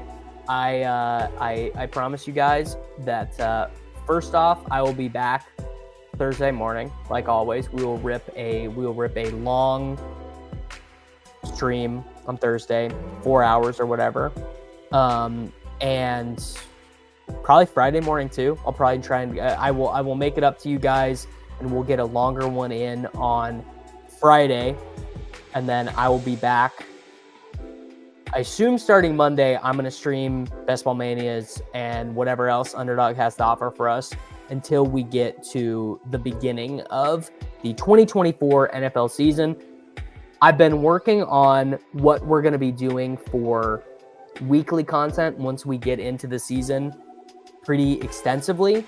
If you guys have any thoughts on stuff you'd like to see, I mean, obviously there's going to be the Friday show with Rich. There's going to be, spoiler alert, now that we're 2 hours into the stream, there's going to be an unabated player props. Like basically we're going to be going through like all the plus EV player prop stuff on Underdog, all the higher lowers using the unabated tools. That's going to be there. There will be a best ball portfolio show for sure. There's going to be some battle royale stuff, but anything that you guys want to see, if you have feedback, you have stuff you'd like to see in season, let me know. Please join the Discord if you'd like. You can become a member of the YouTube channel, or you can do whatever. But I would love your guys' feedback and your questions, comments, and concerns. Thank you all for hanging out. I appreciate all of you, and I will be back maybe tomorrow, by the way, maybe, but definitely Thursday morning for sure. Thank you all for hanging out. I appreciate you guys. Later, dudes.